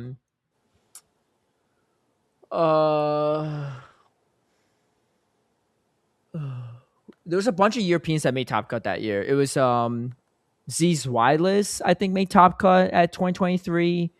Inadequance did. Triptondo did as well. They came in from the same bracket, I think, too. No, Yeah. he competed 2025 USC. He got 4th place with the Shadowpalkia. Oh, 2020. Yeah, I know. But 2024 NAIC is the last international because that came after. 2025 UIC is more recent than 2024 Oh, wait. He NAIC. didn't cast last year's UIC? Oh, right. He casted LAIC last year. That's what it was. He casted LAIC and NAIC last year. He didn't cast EU. I thought he casted UIC last year. Yeah, you're right. You're right. Yeah, that's what I was, because I was like, I could have sworn he got a really high Yeah, placement. he Yeah, he did. got Yeah. 4th with a Shadowpalkia, which is Yeah, I don't know how crazy. he was just running 5 Pokemon at that point. I don't know if he brought it much, but okay. And then the highest in a single tournament, the most serious win was Padawan at USC, understandable. Memi at Lima, and then And Elite Elite, with yeah, LA makes sense. Gawaherka and Adequance and Pranav were tied at 11. And then there were 9 tied for 10 series in a row for at a single event. Most battle wins, EYC, well, of course, it's like the largest tournament, right? And Padma went down lose bracket pretty early, so he had a lot of wins. 35, but Lee had 28, which is still a good chunk because he did go down pretty early too. Memi at 27. I mean, these are like all very similar to the previous results. Gabo Herka, Pranav, DHC, yeah, you know.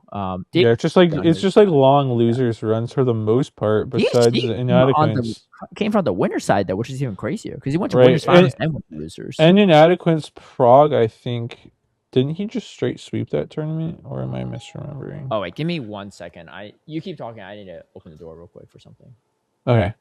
Yeah, I'm just gonna check inadequates real quick because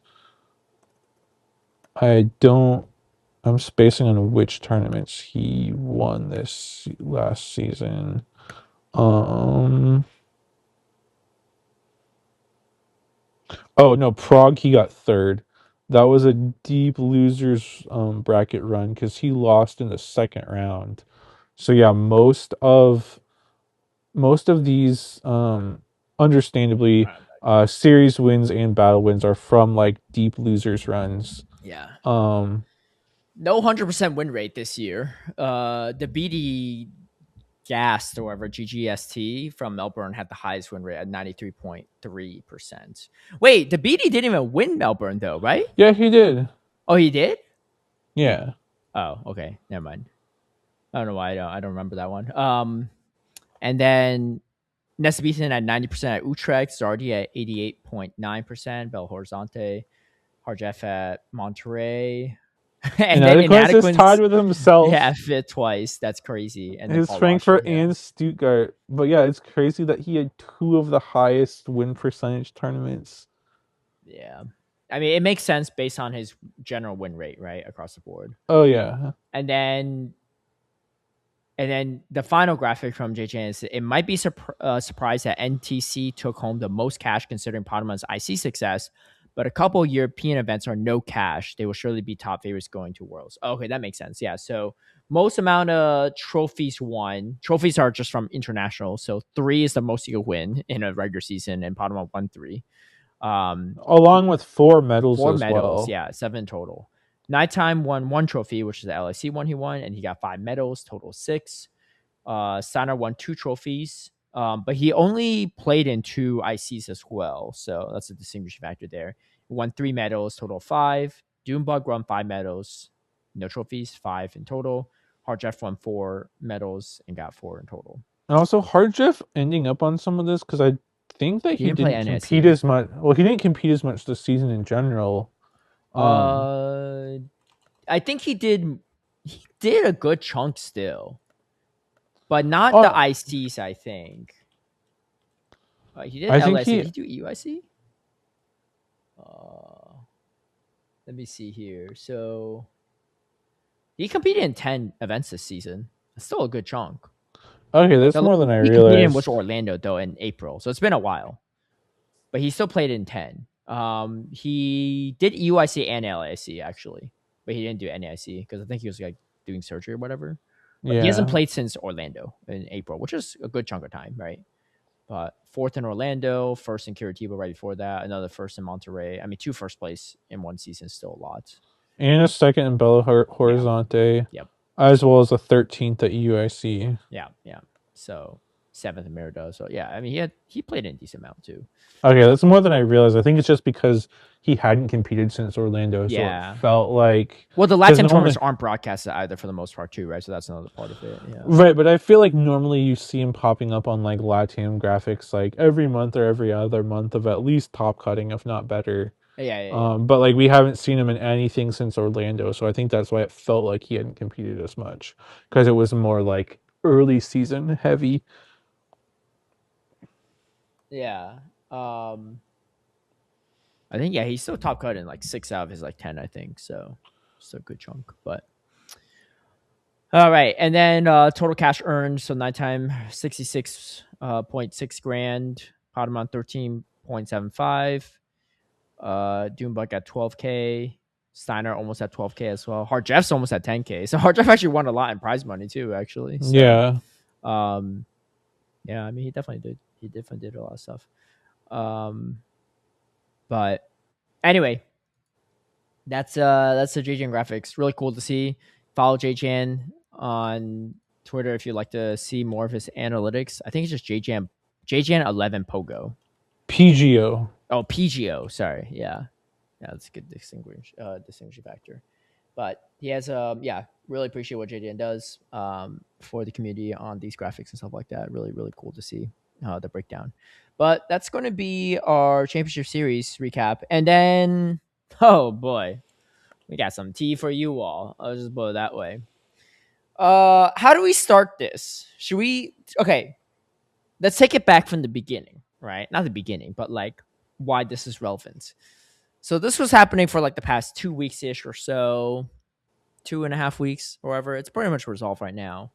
But big shout out to Galix. He's a European guy that makes a lot of infographics for Pokemon Go. And if you ever watch our YouTube version, you'll know because we use his graphics every single week, right? Obviously, we use Dracovic for the actual tournament data stuff. But when it comes to events, GBL update, like all those graphics, really cool graphics, are made by Galix. And now, there was a time period where I did actually use the official Pokemon Go graphics, but the official Pokemon Go graphics are not as clean and harder to understand. And there's like multiple images. I'm like, I just want one clean image with everything on there, right? And that's Yeah, what Galix does. half the events, their graphics are like 3 or 4 graphics for It's one too many, event, and I'm yeah. like, what are we doing, guys? Yeah, and and I mean, even though it's like maybe like okay to look at if you're just like reading yourself, but like to put on a podcast like for the video version, it's just too much, right? Like it's just there's just no way. So, so obviously if you only listen to the audio version, you don't know this, but we've been using Galex's graphics for a while. Um, he's a super chill guy. He even designed the Cool Cast my team's jersey as well too, right? Like obviously we commissioned him for it, but he's very good at doing these things and yeah. So anyway, I'm sure a lot of people know who Mystic Seven is, but Mystic Seven, one of the original content creators for Pokemon Go, right? Just general PVE stuff, and then started getting into the card collecting space, and was more invested probably into the TCG side of things, like particularly like card pack openings and stuff like that, and then some other projects he probably had. But he started going back into Pokemon Go, I guess. And I think I was reading some of his tweets and saying how like, oh, he's motivated to like play more Pokemon Go. He's no longer as burnt out. He loves like the new events and raids and all the stuff. Still like general PVE creator, but and he started making his own graphics. But the context is his graphics looked a lot like Galix's in format, and Galix took note, so he would purposely put some random things in his graphics to see if someone's copying his or not. He'll put stuff that were not on the official blog post. So I think, for Well, example, and this is it's not even just Mystic Seven. Like Galax has had other other people, yes, people yes. copy or like like have like very very similar Yeah, graphics I to mean, his, like Galaxy is the multiple best in the times. game, so I get it. People want to copy his work, but so he Yeah. had to see if people were really doing it or not. So he put something called like Monday Madness or something like that on his graphic. It doesn't really change how the event goes, but he just came up with this thing himself just to see if other people would copy it. And of course, Mystic Seven, his graphic did say Monday Madness too. And so Gaelics like called him out. So a lot of people were calling out Mystic Seven, and Mystic Seven was not really addressing it for a while. And then finally he did. And he said, "Hey, look, like I made this myself." Or like he said he hired someone to make it, right? Like he has like I guess staff that makes the graphics for him and he distributes it. Um, and he said, "Oh, we made this ourselves, like through our own hard work and blah blah blah." And then people were like, "Well, what about the Monday Madness thing?" And then he eventually, it took a while, but he eventually came to a conclusion that he apologized, like, "Oh, sorry, we must have like did like take a look at your graphics, something, or like he." Okay, the whole time he said it's his employee that did this, right? And then after being called out for it, he deletes some of the graphics and he starts making new ones and he makes them with AI. And he was getting backlash for that. Now, there's nothing illegal about what he's doing with that. He's not well, okay. You can make the argument that he's not stealing someone's direct work, but AI does indeed steal artwork from existing artists, right? To be able to even do all that stuff. Uh but yeah, so he got a lot of backlash for that, and then he tried to apologize to Gaelic. I think he sent him some money on PayPal and dropped him some business advice on top of it, and Gaelic seemed to be like cool with it. So I'm not going to like really drag stuff up like that. The thing that I find pretty ridiculous is that and I'm going to take him on his word for it that he is hiring people for it. You are hiring someone to make graphics for you, and they're going to do it with AI. Why would you even pay them money? Just use AI yourself to do it at that point, right? Like you're paying someone money just for them to put it into like some like AI generator and to generate a graphic. Like they're not even drawing it for you, right? Like if you're going to pay someone, pay an artist that's going to do it. Like that's why I pay Kaz to make all my YouTube thumbnails because I would rather pay her than use an AI generator, right? But if you're already going to use an AI generator, why are you paying them? Why don't you just do it? It doesn't make But no also the sense, right? ridiculous thing too is when he was first being called out, he was all being like, "Oh, I don't use AI. I don't steal people's graphics." Yeah, it was a And then little defensive backpedaling a bit. Yeah. Look, I learned many years ago in life that when you're wrong, the best time to apologize and admit you're wrong is right then and there. The worst time is 2 weeks later, coming up with a bunch of excuses, then having to correct yourself. But I mean, I guess the worst thing is actually to never apologize. I guess, but I mean, he did, and I don't get it. I don't really support the usage of AI for like creating like artwork related stuff or graphics, just because again, like I mean, I'm not going to get into a whole rant about it, but if you look into it, like they they are using existing art from creators to generate this. It's not like this AI tool just drawing it freehand, right, digitally from nothing. They are using other artists' artwork as a resource um well, the to other create what they're thing doing. I don't understand about this is like, why not just like repost Galaxy's graphic? Like he said he's fine with people using it in their content, sharing it around, like just don't copy his work and try to pass it off as your own. So like Tristen, why do you in the content creator world, it's all about the content creator, not about sharing. like people. I mean, and again, I'm not even knocking this hustle, but successful content creators like Mystic Seven are successful because they make a ton of their own content, and that's the whole thing, right? They're not reposters, right? If you look at big content creators, they usually don't repost, and if they are, they're still making a bunch of their own individual content, right? Like he wants the recognition and the engagement on his own posts, right? Not Galix's posts is the thing. But that's just, I mean, it's kind of my assumption on that too. But I can't speak for Mr. Seven. But as a content creator and as people that know a lot of content creators, yeah, it's I want to say it's a cutthroat industry, but it's a very selfish industry, which is why like whenever I meet certain content creators that are actually like very giving and supportive of others, like it is a rarity, not a common occurrence, right? This is why I like always talk about Zionic very highly because he is one of those people. Like he will hype up other content creators and help them out when he doesn't need to. He will repost their stuff when he doesn't need to, right? knowing that like yeah, he might share the same audience with others, but he's like, and he will be like the kind to like credit people when possible, right? So, um, it's okay. It's okay if Mr. Seven is that kind of person. I don't know. I don't know him personally. Maybe he is. I don't know. But I can only say what I know, and that's these Twitter interactions.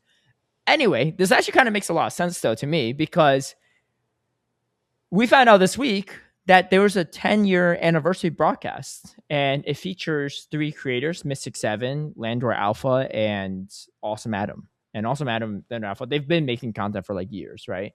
Mystic Seven, he did for many years and then stopped, and then he's back at it. And part of me is like, oh, I wonder if he's starting to make content again, like YouTube videos and infographics, because he's like getting back in the game, and then also he has this opportunity, right, to work with the Pokemon Company. And obviously, a lot of people were not happy about it. There was another person actually on this graphic that has since been removed. Her name is Extra Emily, and she's not a Pokemon Go creator by any means. And I don't know if she even plays the game much, but she was like mostly an IRL streamer, and she was recently banned for like texting and driving, or like doing stuff on her phone while driving, because she's streaming herself driving. So she's like streaming it happen. It's not like hearsay, right? Like we could see it happen.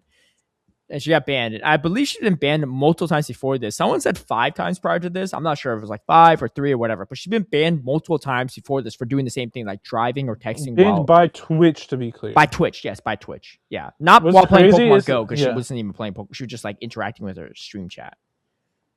What's crazy is that I haven't followed it much, but the most recent time she was banned for less than 24 hours. Yeah. Yeah. And I heard she like almost hit someone or something like that, I think. Like yeah. Anyway, obviously there's a lot of backlash for both Mystic 7 and Extra Emily being on the graphic. Like whether you agree with it or not, like I'm not even saying if I agree with it or not, but that's just what happened. And Extra Emily was taken off like 24 hours later for whatever reason. I'm not sure why. Maybe it's because of the backlash, but Mystic 7's still on there. I mean, I don't know what's worse, right? Texting and driving, because that could like lead to actual serious bodily harm, or like plagiarizing someone's work and stuff like that, and using AI to create it. Like I think texting and driving, or being distracted while you're driving and stuff, is definitely worse. If you really want to make that like comparison, some people might disagree with me on that. Some people might say they're not that different. I think they are. So I don't know why Scopely Explorer got rid of it. Got rid of Extra Emily. Maybe she backed out herself. Who knows, right? That's a possibility. She's like, oh, I don't want this backlash. I'm out, right? Who knows? Either way, it's just going to be the 3 creators that I mentioned earlier: Mystic 7, Landor Alpha, and Awesome Adam. The cool part is they're all streaming on different platforms. So Mystic 7 is streaming on YouTube, Awesome Adam streaming on Twitch, and then Landor Alpha streaming on TikTok. So kind of have like 3 of the biggest like streaming platforms covered on this one for the broadcast. So that'll be happening. That's the one that's happening in a few hours, right? 2 hours? Yeah. Yeah. Yep. 1 hour and a half. Yeah. So the only other thing I want to say is, like, I can understand the 3 people they still have. Like, I can understand them. Like, if you disagree with the Mystic 7, which maybe wouldn't have been my top choice, I can still see why they would partner with him. Mm-hmm. It's just crazy to me that they're not having trainer tips do this as well, when he's been like, I feel like sort of the face of Pokemon Go content creation. Like he's one of the OGs, like He's still one of the making OGs. content. I don't know if he's the face anymore though. Like I feel like, and I met trainer tips a couple. I've hung out with him too. Like I nothing against him by any means, but I feel like his heart's not really in the game anymore. Like I think he makes the content because it is like his work and stuff, but I don't think he's like I don't know. Maybe it's because I haven't watched his videos in a while. I still subscribe to him, but I just don't watch a lot of PvE creators anymore. I don't really watch a lot of YouTube videos in general. I mean, he's still making content every day. Or maybe I don't know. Maybe he still has decent viewership actually. Well, but okay, so he'll go like over a week without posting sometimes, or like he'll go like 6 days without posting. He's not like a daily uploader, right? Whereas, okay, so he's like his viewership averaged around like 50K to like 100K plus on like the more popular videos. I think the trainer club actually has more viewership. because he posts daily. Like that guy grinds. So the trainer club. Let's see here. Yeah. Actually, oh, he took a wild break too. Actually, he went like almost 2 weeks without posting. It's weird. His viewership is actually lower than trainer clubs or the trainerships. Okay, so maybe he's not as much of a face. I just know he's more on the grind, but I think a lot of people are still. I mean, I don't know. Hey, maybe a lot of people still watch it. Yeah, let me see Zoe 2 Dots. Zoe 2 Dots was one I was surprised by too, but maybe it's because time zone wise. No, New York at 3 p.m. She should be awake in Australia. Maybe she couldn't make it over. I mean, I know she just had a baby recently. Yeah, she hasn't posted. Oh, she hasn't posted in a while. She hasn't posted in 2 weeks. Yeah, she Interesting. definitely dropped off since like having her kiddo, which is Yeah. reasonable. Actually, understandably so. Trainership still has a lot more viewership than all these people, like on average. How does So, he compare to Mystic 7 uh, in terms of Go videos? yeah, because Mr. Seven definitely was a bigger. He has more subscribers for sure. I think. Yeah, Mr. Seven's almost like 3 mil. I mean, a lot of it's like residual. Nah, Mystic. Yeah, I get it. Mystic Seven still pulls in the viewership. It's crazy. His videos are still higher than trainer tips. Actually, he's been okay. Let me think. All right, so Tokyo and everything like that. I want to see like when he stopped making Go videos because Pokemon Go's Impossible Evolutions. Spent all my money. He's honestly he's still been making content. After 10 years of Pokemon Go, I quit. Huh? I mean, he obviously didn't quit. No, he actually. Yeah, no, I get it. He actually has the higher viewership still. He's been make. I actually didn't realize he's still been making Pokemon Go content for this long. He's just been doing it still. He might not be tweeting about it as much, but he's still been doing it. Huh, interesting. Yeah, like But I'm anyways, thinking I like wasn't a year necessarily out, he's still been making content. right.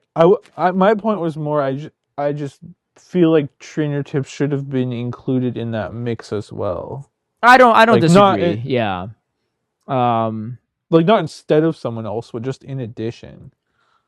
But yeah, dude, actually Mystic Seven's viewership is still crazy high. I get it.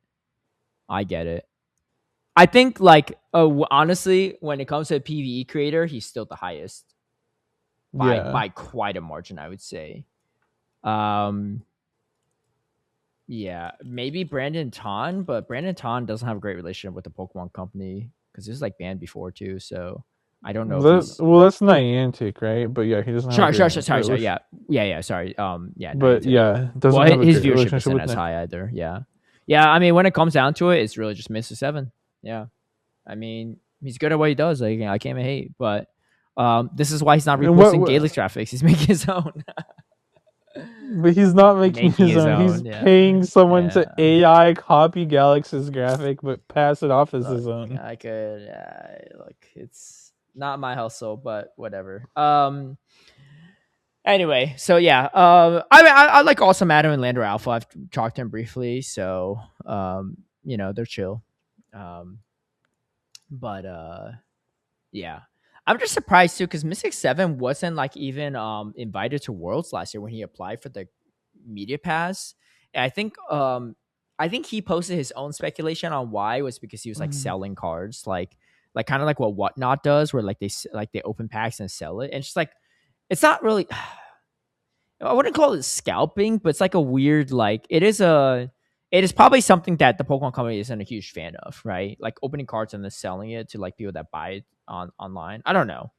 But that was his own speculation why he wasn't invited. But I guess his relationship with the Pokemon Go company is good enough that it's fine. I don't know. Anyway, I mean, obviously these are different run things, so that is the general topics of tea that has come up. And then outside of the broadcast, the 10-year anniversary broadcast, Mystic Seven, all that stuff, we have some news on Brazilian incubators. So you want to break this down for us, Tristan? Yeah, I gotta pull it up because it's been a bit since I looked at it. It's kind of crazy. Like we don't. This is all like sort of what we're hearing, like second and third hand from Brazilian players for the most part. Like we don't have any sort of official confirmation. Um, but apparently in Brazil, players are either one thing I saw said incubators can no longer be used by players in Brazil, but other things I've seen said they can't be purchased by players in Brazil. So I'm a little unclear about that. But apparently there was like recently a court ruling in Brazil that fined like a ton of gaming companies. Like I don't have the list with me right now, but like basically, actually maybe it's in this GoHub article. Um, Yeah, so there was a court ruling that made a bunch of companies pay a combined fine of US $59 million. And it's like a who's who of gaming companies: Apple, Google, Microsoft, Sony, Nintendo, Electronic Arts, Riot, Ubisoft, Valve, Konami, and Tencent. Hmm. So like basically all the main gaming companies. It was basically a ruling regarded to loot boxes, saying loot boxes can expose children and teenagers to gambling like mechanics. Um and so yeah, apparently Brazilian players are saying that some of the like item boxes and paid go passes containing incubators have disappeared from the shop. Yeah. Um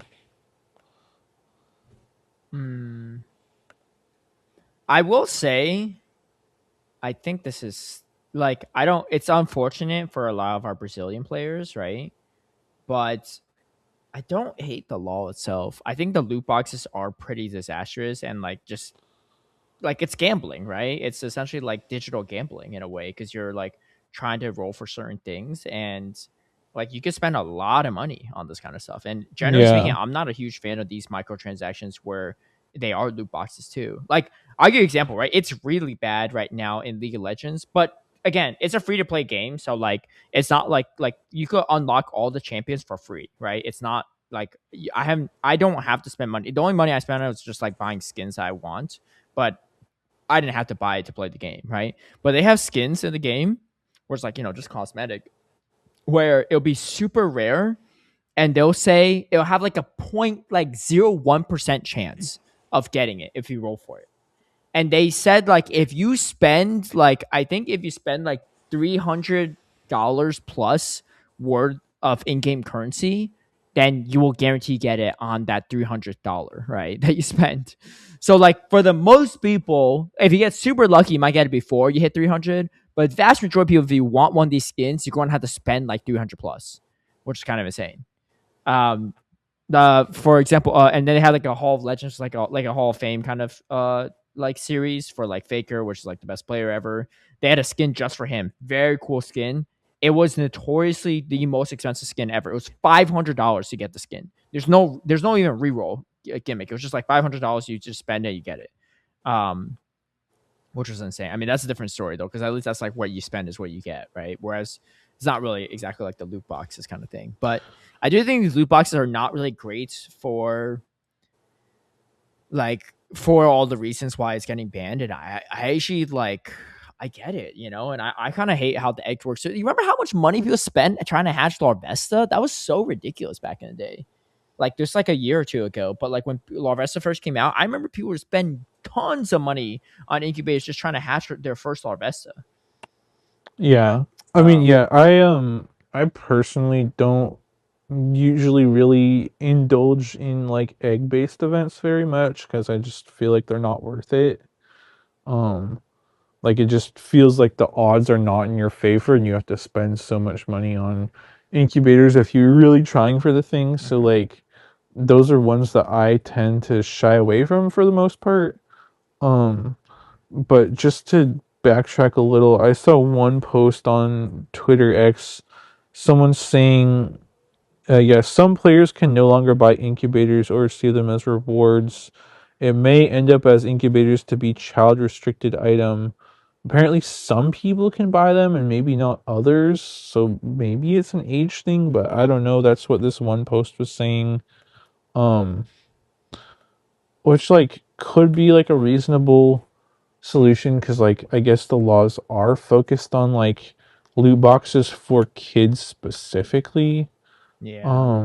Which I understand because it's like kids might not have their own money, so it's like not great in terms of that, like because some kids might just spend their parents' money like without them realizing, but also like I think the bigger thing is they're saying it's sort of introducing gambling like habits to kids, and it's like if you introduce that to them as kids, that could have like a more lasting effect on them throughout the rest of their life. So, um, I can get it. And then yes, someone from Brazil posted that um the July Go Pass was not available to purchase the premium track. Hmm. They said the Road to Legends one is available to purchase, but not the July one.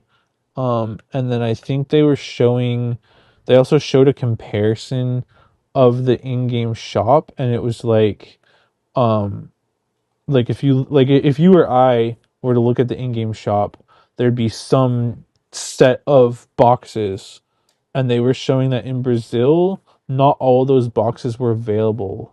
Because it looks like probably the ones that have the incubators in them were not available. So Yeah. yeah, it does seem like both boxes and like premium passes that give incubators have been not eligible to purchase. Yeah. Um, so like I do agree with the general premise of loot boxes being problematic, but like, do you think that incubators specifically would like cause that sort of problematic behavior? Um. Wait. Ask your question again. Like, would you classify incubators as like as a loot box and have that sort of problematic side to it? Yeah, I would. It's yeah, I think I would. I think raid passes in general are also, like you get at least something out of it, but like you're rolling for a high IV, like or perfect legendary, right? Most of the times.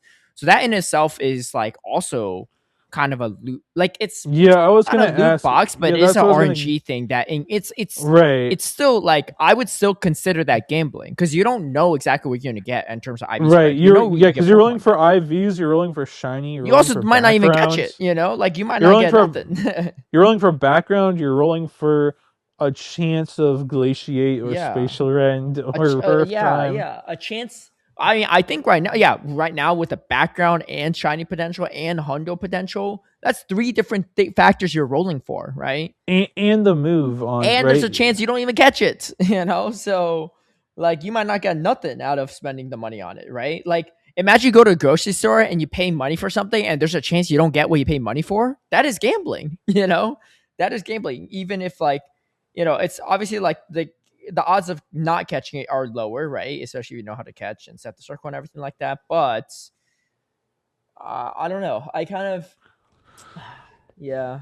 I I get it's what I keeps the guess game afloat for sure, right? People spending money on this yeah. stuff. Because if you look at like Riot games and stuff, where their stuff where it's optional to spend money on their skins, they're kind of in the red in a lot of ways. I've heard people that work at Riot, they've told me this. They're like in the red because they don't make enough doing this stuff. And a lot of people play the game just for free, or they'll spend a little bit of money, but not enough to like sustain the server costs and everything like that.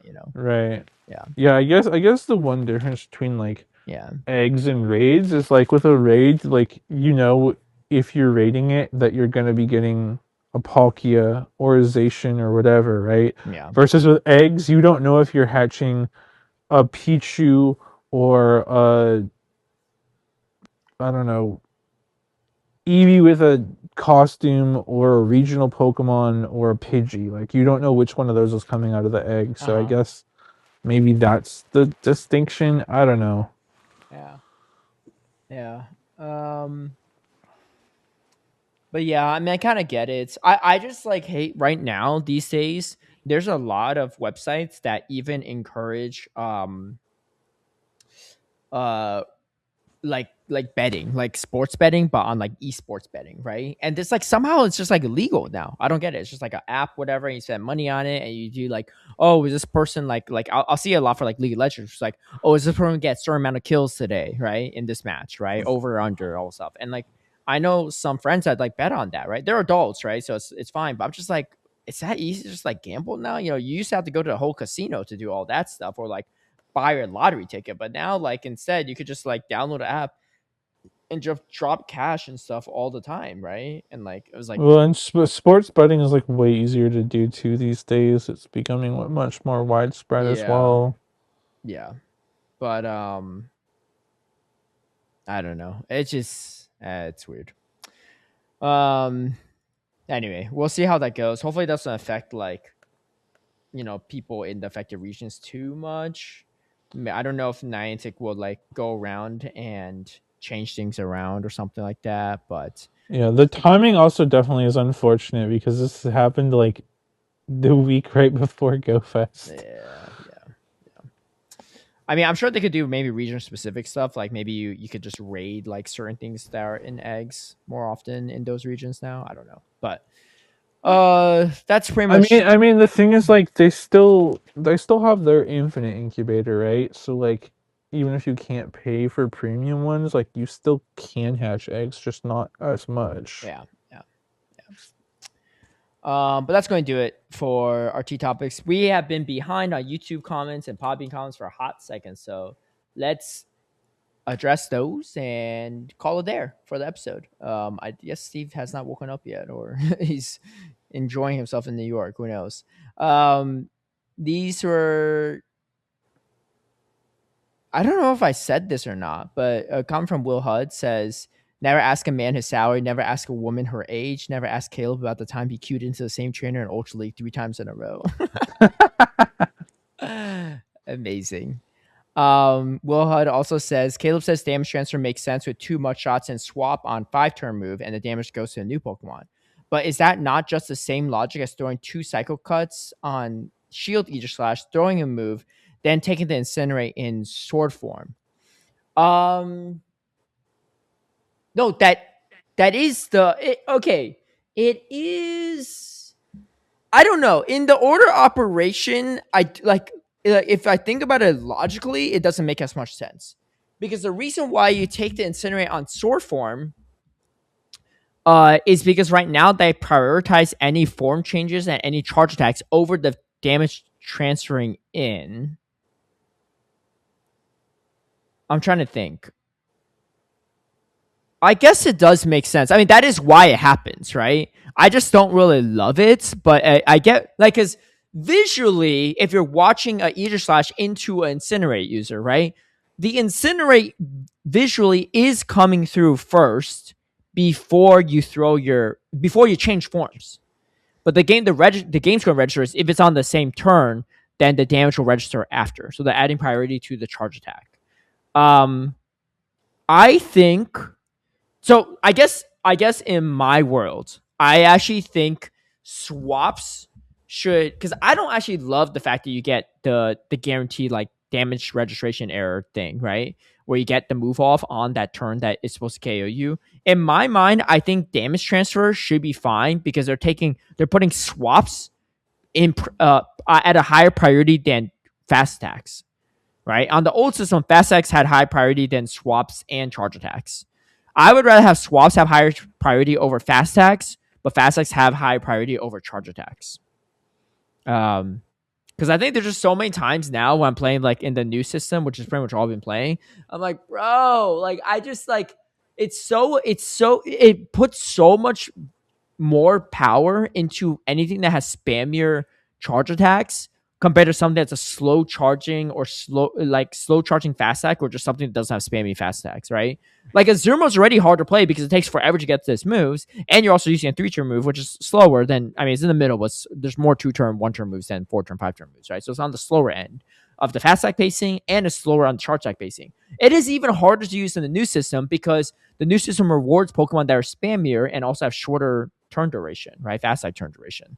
So yeah, so I think like that's like logically I understand why. right? Why incinerate goes on store form. But for me, I think like if I were to make the system, I would still have the damage transfer and the swaps taking priority. Because the reason why you could damage transfer clean with like throw 2 much shots and swap on a 5 turn and have damage transfer on the second one is because swapping is taking priority. It's nothing to do with charge attacks, right?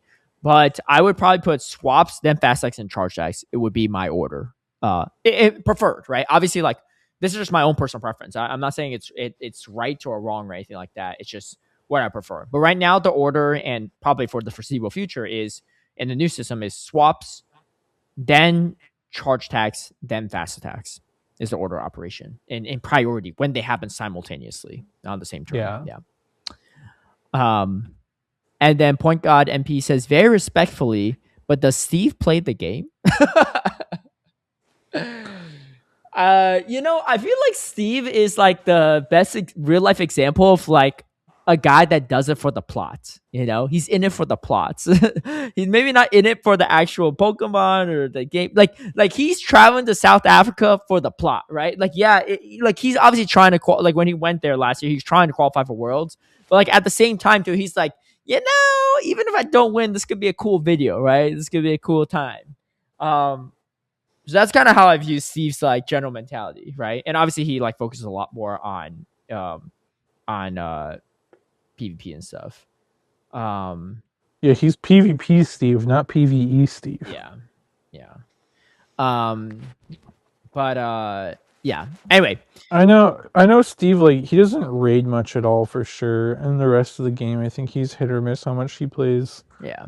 That's why he and Ash go hand in hand, because neither of them play the game that much. Yeah.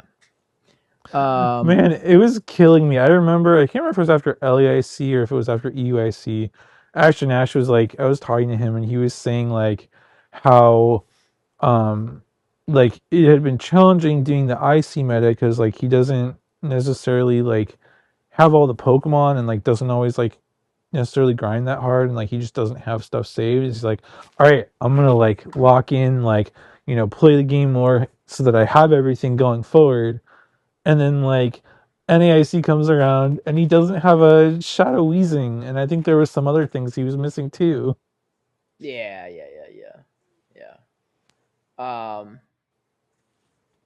But okay. And then we got some other comments. Let me talk about some of the Podbean comments too, because the NAC recap was on the same one. Jen says, had so much fun at NAC, so cool to meet everyone, especially the Aussies. Steve, any consequences from eating all those beignets? How many beignets does Steve eat? That's he must have ate quite a few. I'm glad he likes it though, because I know Steve's a picky eater, but if he likes beignets, that's a classic. And then on episode 261, Jen also says the roller coaster emotions Josh went through when he rattled off all the legendaries. Thought he was funny, and then went to regretting committing to the bits, and going into really regretting committing to a bit, going to spites, and then boredom. God, this sucks. To thank Arceus, I'm done. See what I mean? Steve just does it for the bits, and he's committed to the bits. I do appreciate that about Steve. All right, and then episode 260 on the YouTube comments, we got Daniel B. Oliveira says, "Hey guys, I also got a ton of dragon grunts and very few from the other ones that used to be very common, like fire, normal, and flying. Thankfully, I could get 350 Corviknight Night Zero." What does that mean? Rank 350 Corviknight 90. What is it? Maybe 90? Rank 90 Hoo or Ponyta. Also, we don't need to theorize this. The old blog post had a line at the end saying the time period you could greet the research of you still had an older research going on, like this one from Psychic Spectacular. You could claim this research until the end of Pokemon Go. Tales of Transformation on December 2nd, 2025, 9:59 a.m. local time. Okay, so what that means is so it is limited to during that season. Yeah. So I think your speculation was right, Tristen, on that. Keep up the work, guys. I was missing a few episodes because I was binge hearing. Is that a real expression? The new full cast audiobook of Harry Potter, but now I'm caught up with the current events. Peace. Nice. Oh, thanks for the comments, Daniel, and thanks for the clarification on that. Alessio says, regarding the grunt spawn event, I believe something changed because I'm mostly encountered dragon flying ghosts ice grunts, the other one with the cancel trio. The flying one gave me at least 3 Scyther. Ooh, that's unfortunate. Regarding the rocket radars, I can give you my experience. I missed a few of them years ago because I wasn't playing the game. So that as Shadow Legendary Pokemon below 1500 CP, I don't have the Canto Birds and the Johto Bees. I believe if you don't open the app during those days, you won't be able to get them. Ah, gotcha. Okay, yeah, and that does back up what Daniel which is what I Olivier says. said.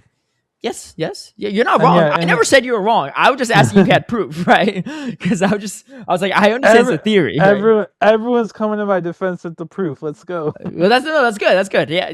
See, But this is yeah, why I asked for the proof because now people have the proof. So thank you but for yeah, providing that. Yeah. it did really seem like the grunts that had the new shadows were like a way higher appearance Yeah. rate. Yeah. Okay. Even still though, like because I saw a lot of flying, but I didn't get a single hoot hoot. I don't know about you. Like I got like a handful. I got Maybe a one. handful of Rookity, and then it was a bunch of like Swablu and Talo, but I didn't get any hoot hoot. Yeah. Um. Okay. Yeah. If you could read this comment real quick, I just need to unlock the door for my dad and some mom. Okay, I gotta pull it up.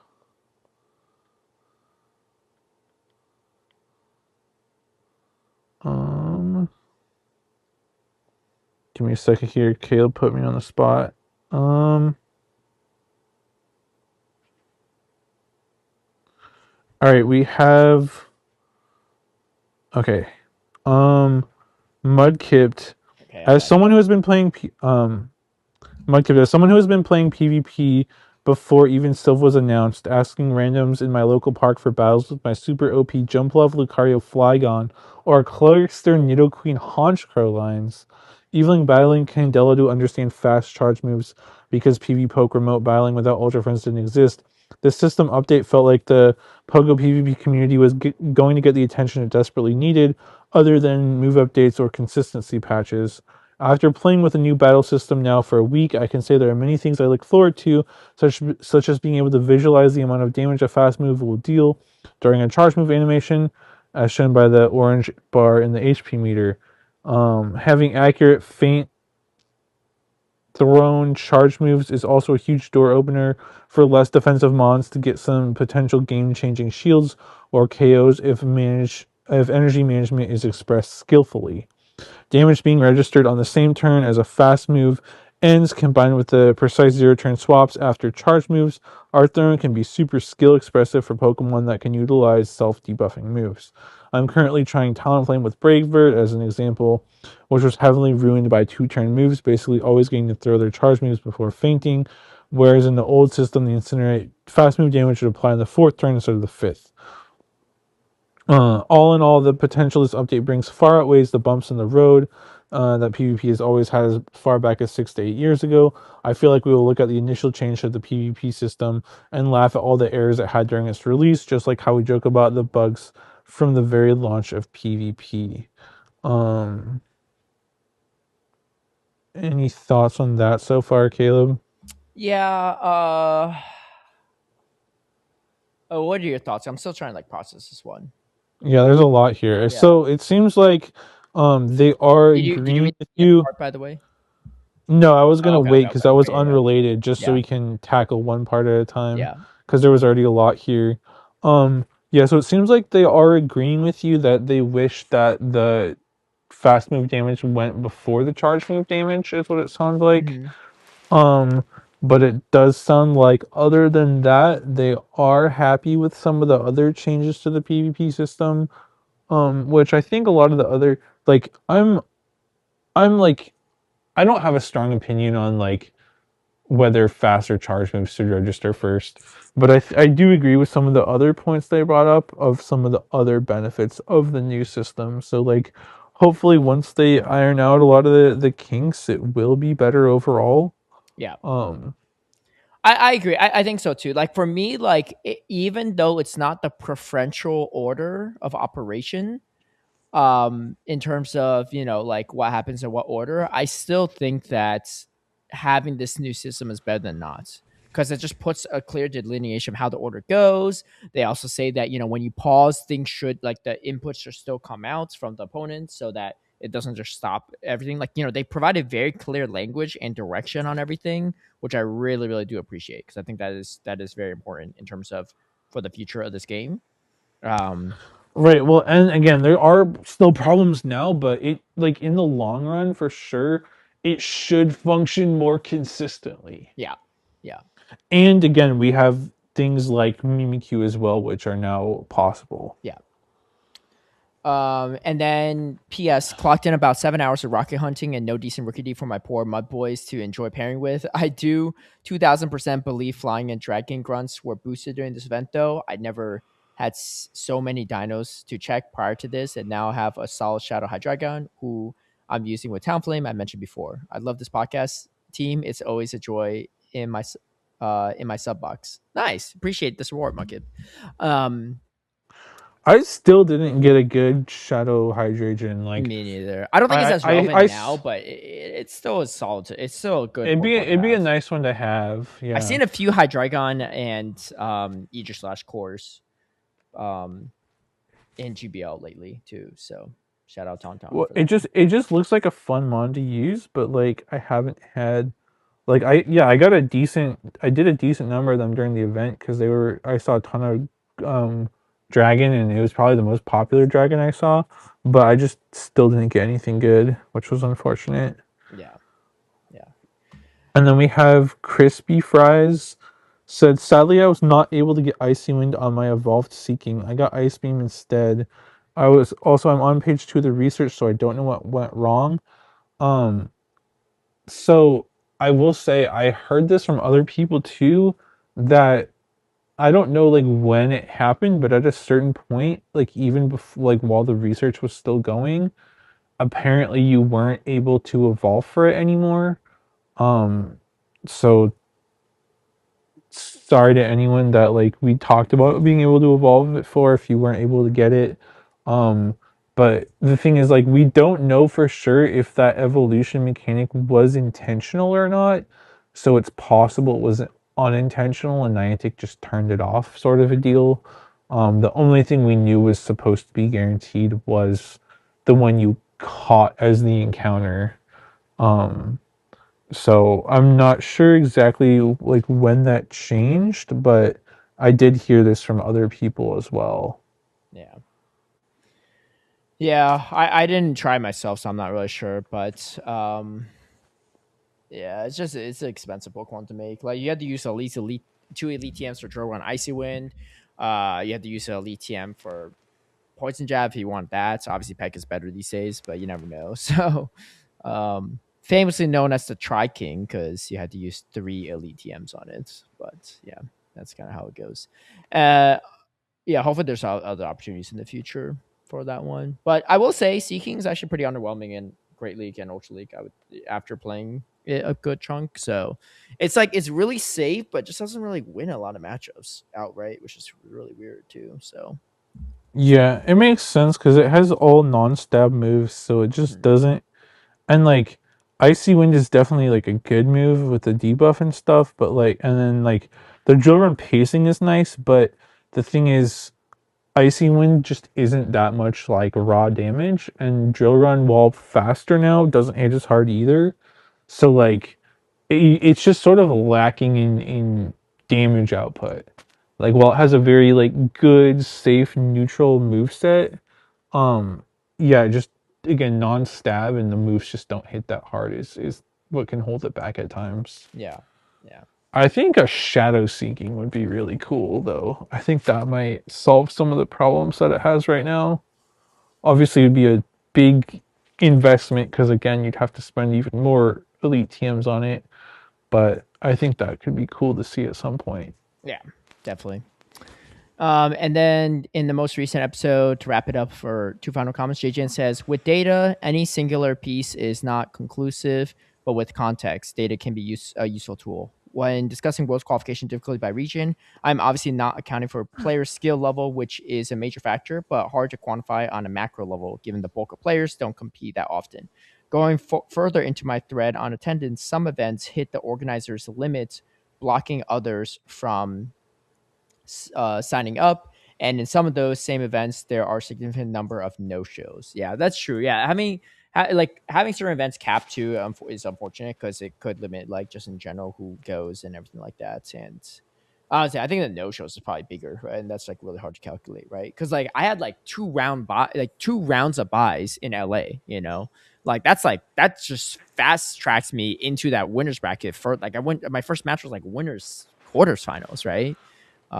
So yeah, but and then Well, and the other thing too, just real quick, is yeah, like the fact of like some events capping definitely doesn't help either. Like especially like I know this was particularly prevalent in like Oceania because like the Auckland event definitely capped, and I think at least one of the regionals capped as well, if not yeah, like two of them.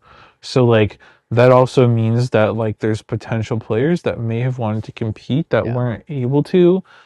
So that can just make it challenging from like a getting championship points standpoint, yeah, as well as like the it also plays a factor on like potential kickers as well. yeah. And then Artemis Dragon last comment says, "Hey Bowcats, so I have a Honedge that evolves into a rank 46, level 49.5 shield form Aegis Slash. Do we think this is totally acceptable despite the fact that I lose half a level when Aegis Slash transforms? The IVs are 1, 11, 13. Oh wait, please keep this between me and you. Thanks. You think he meant that jokingly? I feel like that's a joke because like it's a comment, it's a public comment on YouTube. Like anyone can go to the episode and see it. Okay, well, I'll put it this way. Um, I think it's probably worth holding off on evolving that. So I don't feel as bad revealing your IVs, even if it's supposed to be a top secret thing, on a public YouTube comments. But Aegis Slash is strong. I don't think it's like super broken right now in the meta because normal types are super common, right? And a lot of normal types can hit back against Aegis Slash, particularly Firo has coverage. Licky Licky beats it. Diggersby beats it. Furret's pretty annoying for it. It's not like it doesn't beat it, but it's like kind of annoying. So it's not like a hard winning matchup. So I would personally like. I think Aegis is still a really good Pokemon in certain situations. I think in Show 6, it could still be an absolute powerhouse, like, coming up at Worlds in a few months. But it is a very hard Pokemon to use. And personally, because Aegis, like, Honedge are coming up more frequently in, like, raids or, like, GBL and stuff, I would hold on to it and not invest in it now. Unless you're really dying to use the Aegis class team. But I'll just keep trying to roll for it until you get one that's like a rank 52 that doesn't round down the half level is nice, right? Like that's better than like a rank 46. Like I have a high rank one than the one I made, but the high rank one I have is also losing a half level. So I don't entirely agree. I think if you want to make it, that can be fine to make, because like you're you're in blade form so little to begin with, and also the HP from the shield form translates over to the blade form, so it's only like the attack and the defense that are different, and like your attack is already crazy high anyways, and your defense is like gonna be pretty low regardless. So like unless there's like specific bulk points that you're like missing out on because you have lower defense in the blade form, like relevant ones, then it's not necessarily that big of a difference. And I think that like personally I think that IVs for the shield form are more important because you're in the shield form way more often, and in particular the HP, because your HP stays the same as you switch form back and forth.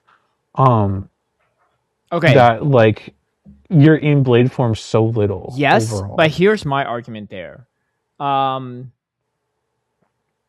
Actually, I don't know because in shield form, this could actually vary. So I'm trying to think. The IVs based on charge attack priority. It's based on the shield form, right? Yeah, it is. Wait, what are you So saying? no. So here's the thing, right? I guess what you're saying does make sense. So the most critical point where the attack matters of the Aegis Slash is in the mirror lead. Because here's how you play out the mirror lead, right? The best way to play it out is you throw that shadow ball right away. The reason why you want to throw that shadow ball right away is because it allows you to start charging up faster in blade form. Because blade form charges faster. There's not a strong reason to double up on moves in the head-to-head in the lead situation, because you're probably going to shield the Shadow Ball either way, or you don't shield it either way in shield form. But the more important thing is you want to get to that second Shadow Ball before them. So whoever turns to the blade form first will get to that second Shadow Ball before them, because you start charging up faster on the cycle cut of the blade form than the shield form. But that charge back priority is based on your stats of the shield form, not the blade form. So I guess that doesn't really impact as much. It only will matter on the blade form if you both have a move. But counter argument there.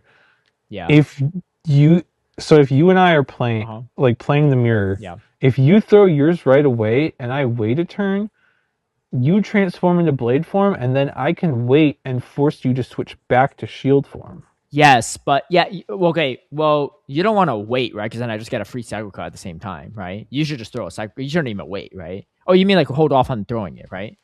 Yeah. Yes, but because you want to, because if you transform first, they can just force you to switch back to shield form. Yes, and then they're in blade form and you're in shield form. Let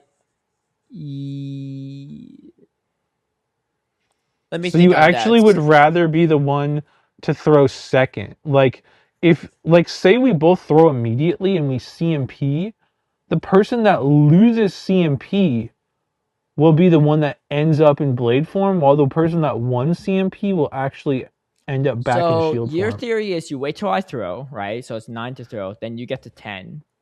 Okay, just ignore that. Just ignore that. Just say we CMP and you have higher attack. Sure. If we CMP, I throw, you throw, and you switch to blade form. Then you go to blade form. Then I throw, you have to shield, which puts you back into shield form. You don't understand though. Even though you don't have to shield that Shadow Ball, that is so much damage you're letting go through. No, I'm saying we both shield. We both shield, yes. So, but you end up back in shield form while I'm in blade form. Well, if you throw on charge back priority, we're throwing at the same time. We both end up in shield form at the same time. No. You throw first. Okay. You throwing the move puts you into blade form. Yeah. I shield. Yes.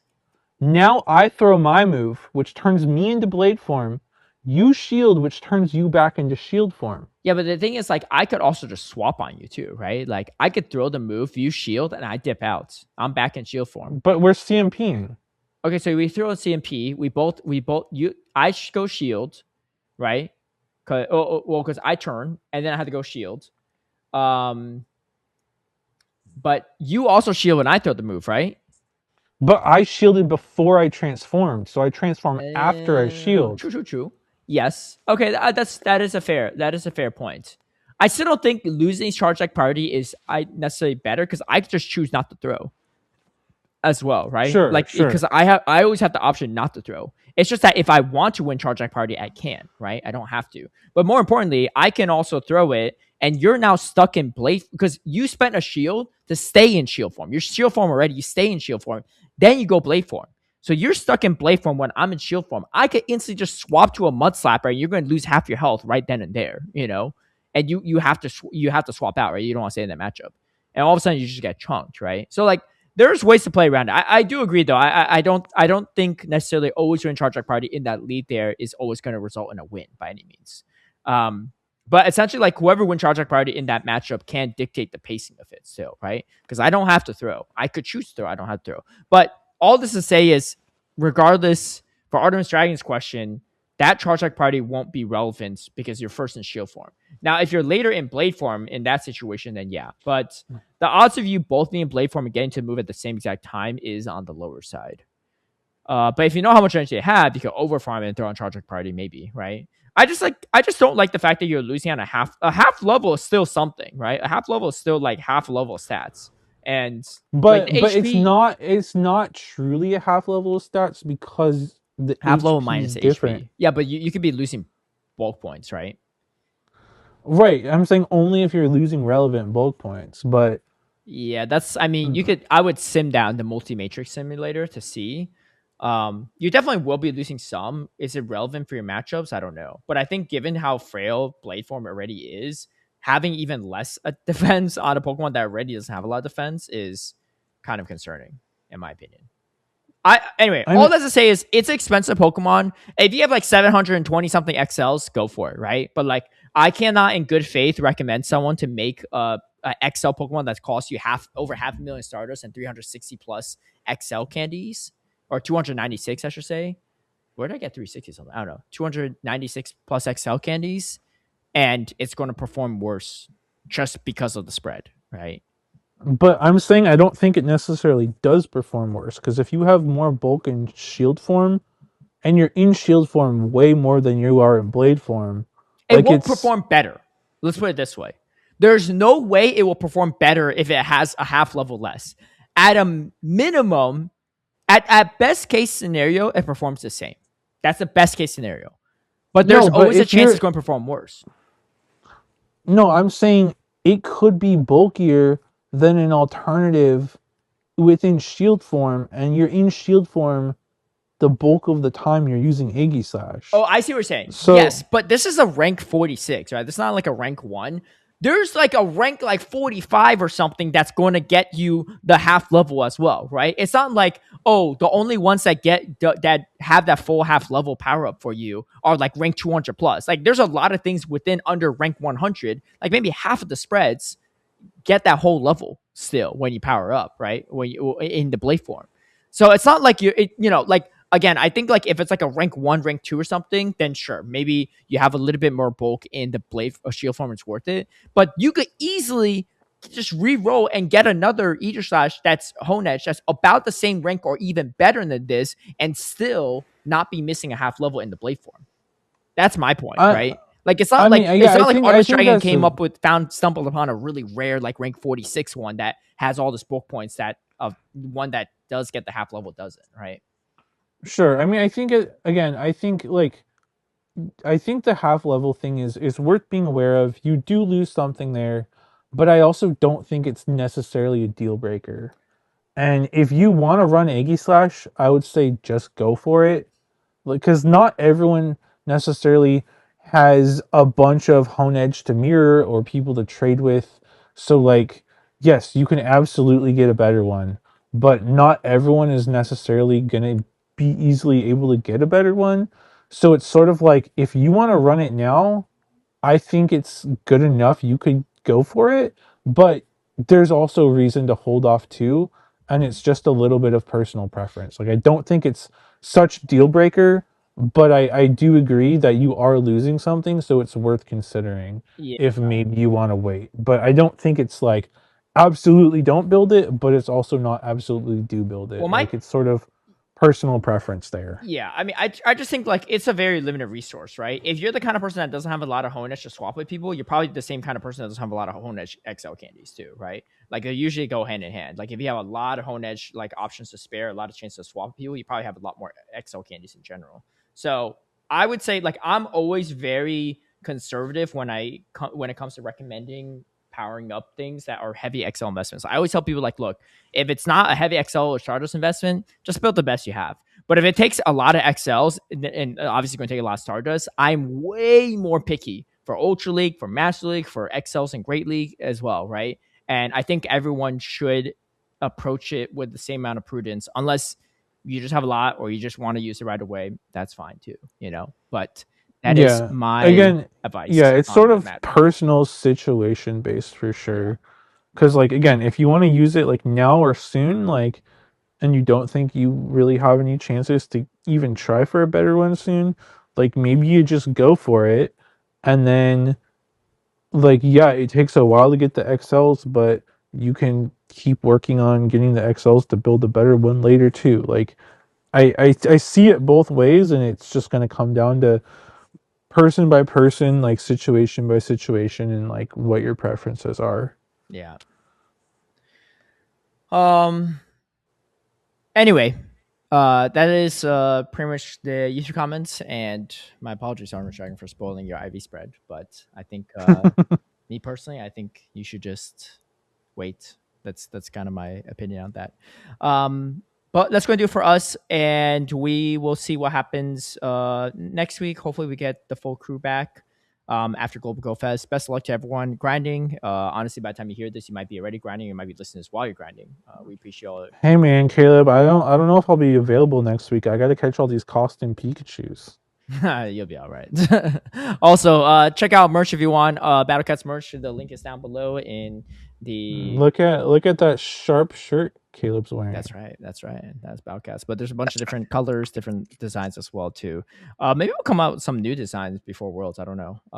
We'll have to talk to Cass about it and see what happens. If you have recommendations, we can take a look at that too. But that's going to do it for us. I believe we're caught up on all the YouTube comments and Podbean comments. So sorry for delay on that. And enjoy the 10th anniversary. And we will catch you all later. Drop your favorite 10-year memories down below in the comments if you like. Until next time. Good luck at Global Go Fest. I hope you have good luck with your Mewtwo's another rating. Yes. I hope I have the luck too, because I will be busy at a wedding for a good chunk of it. All right. Best of luck, y'all, and peace out.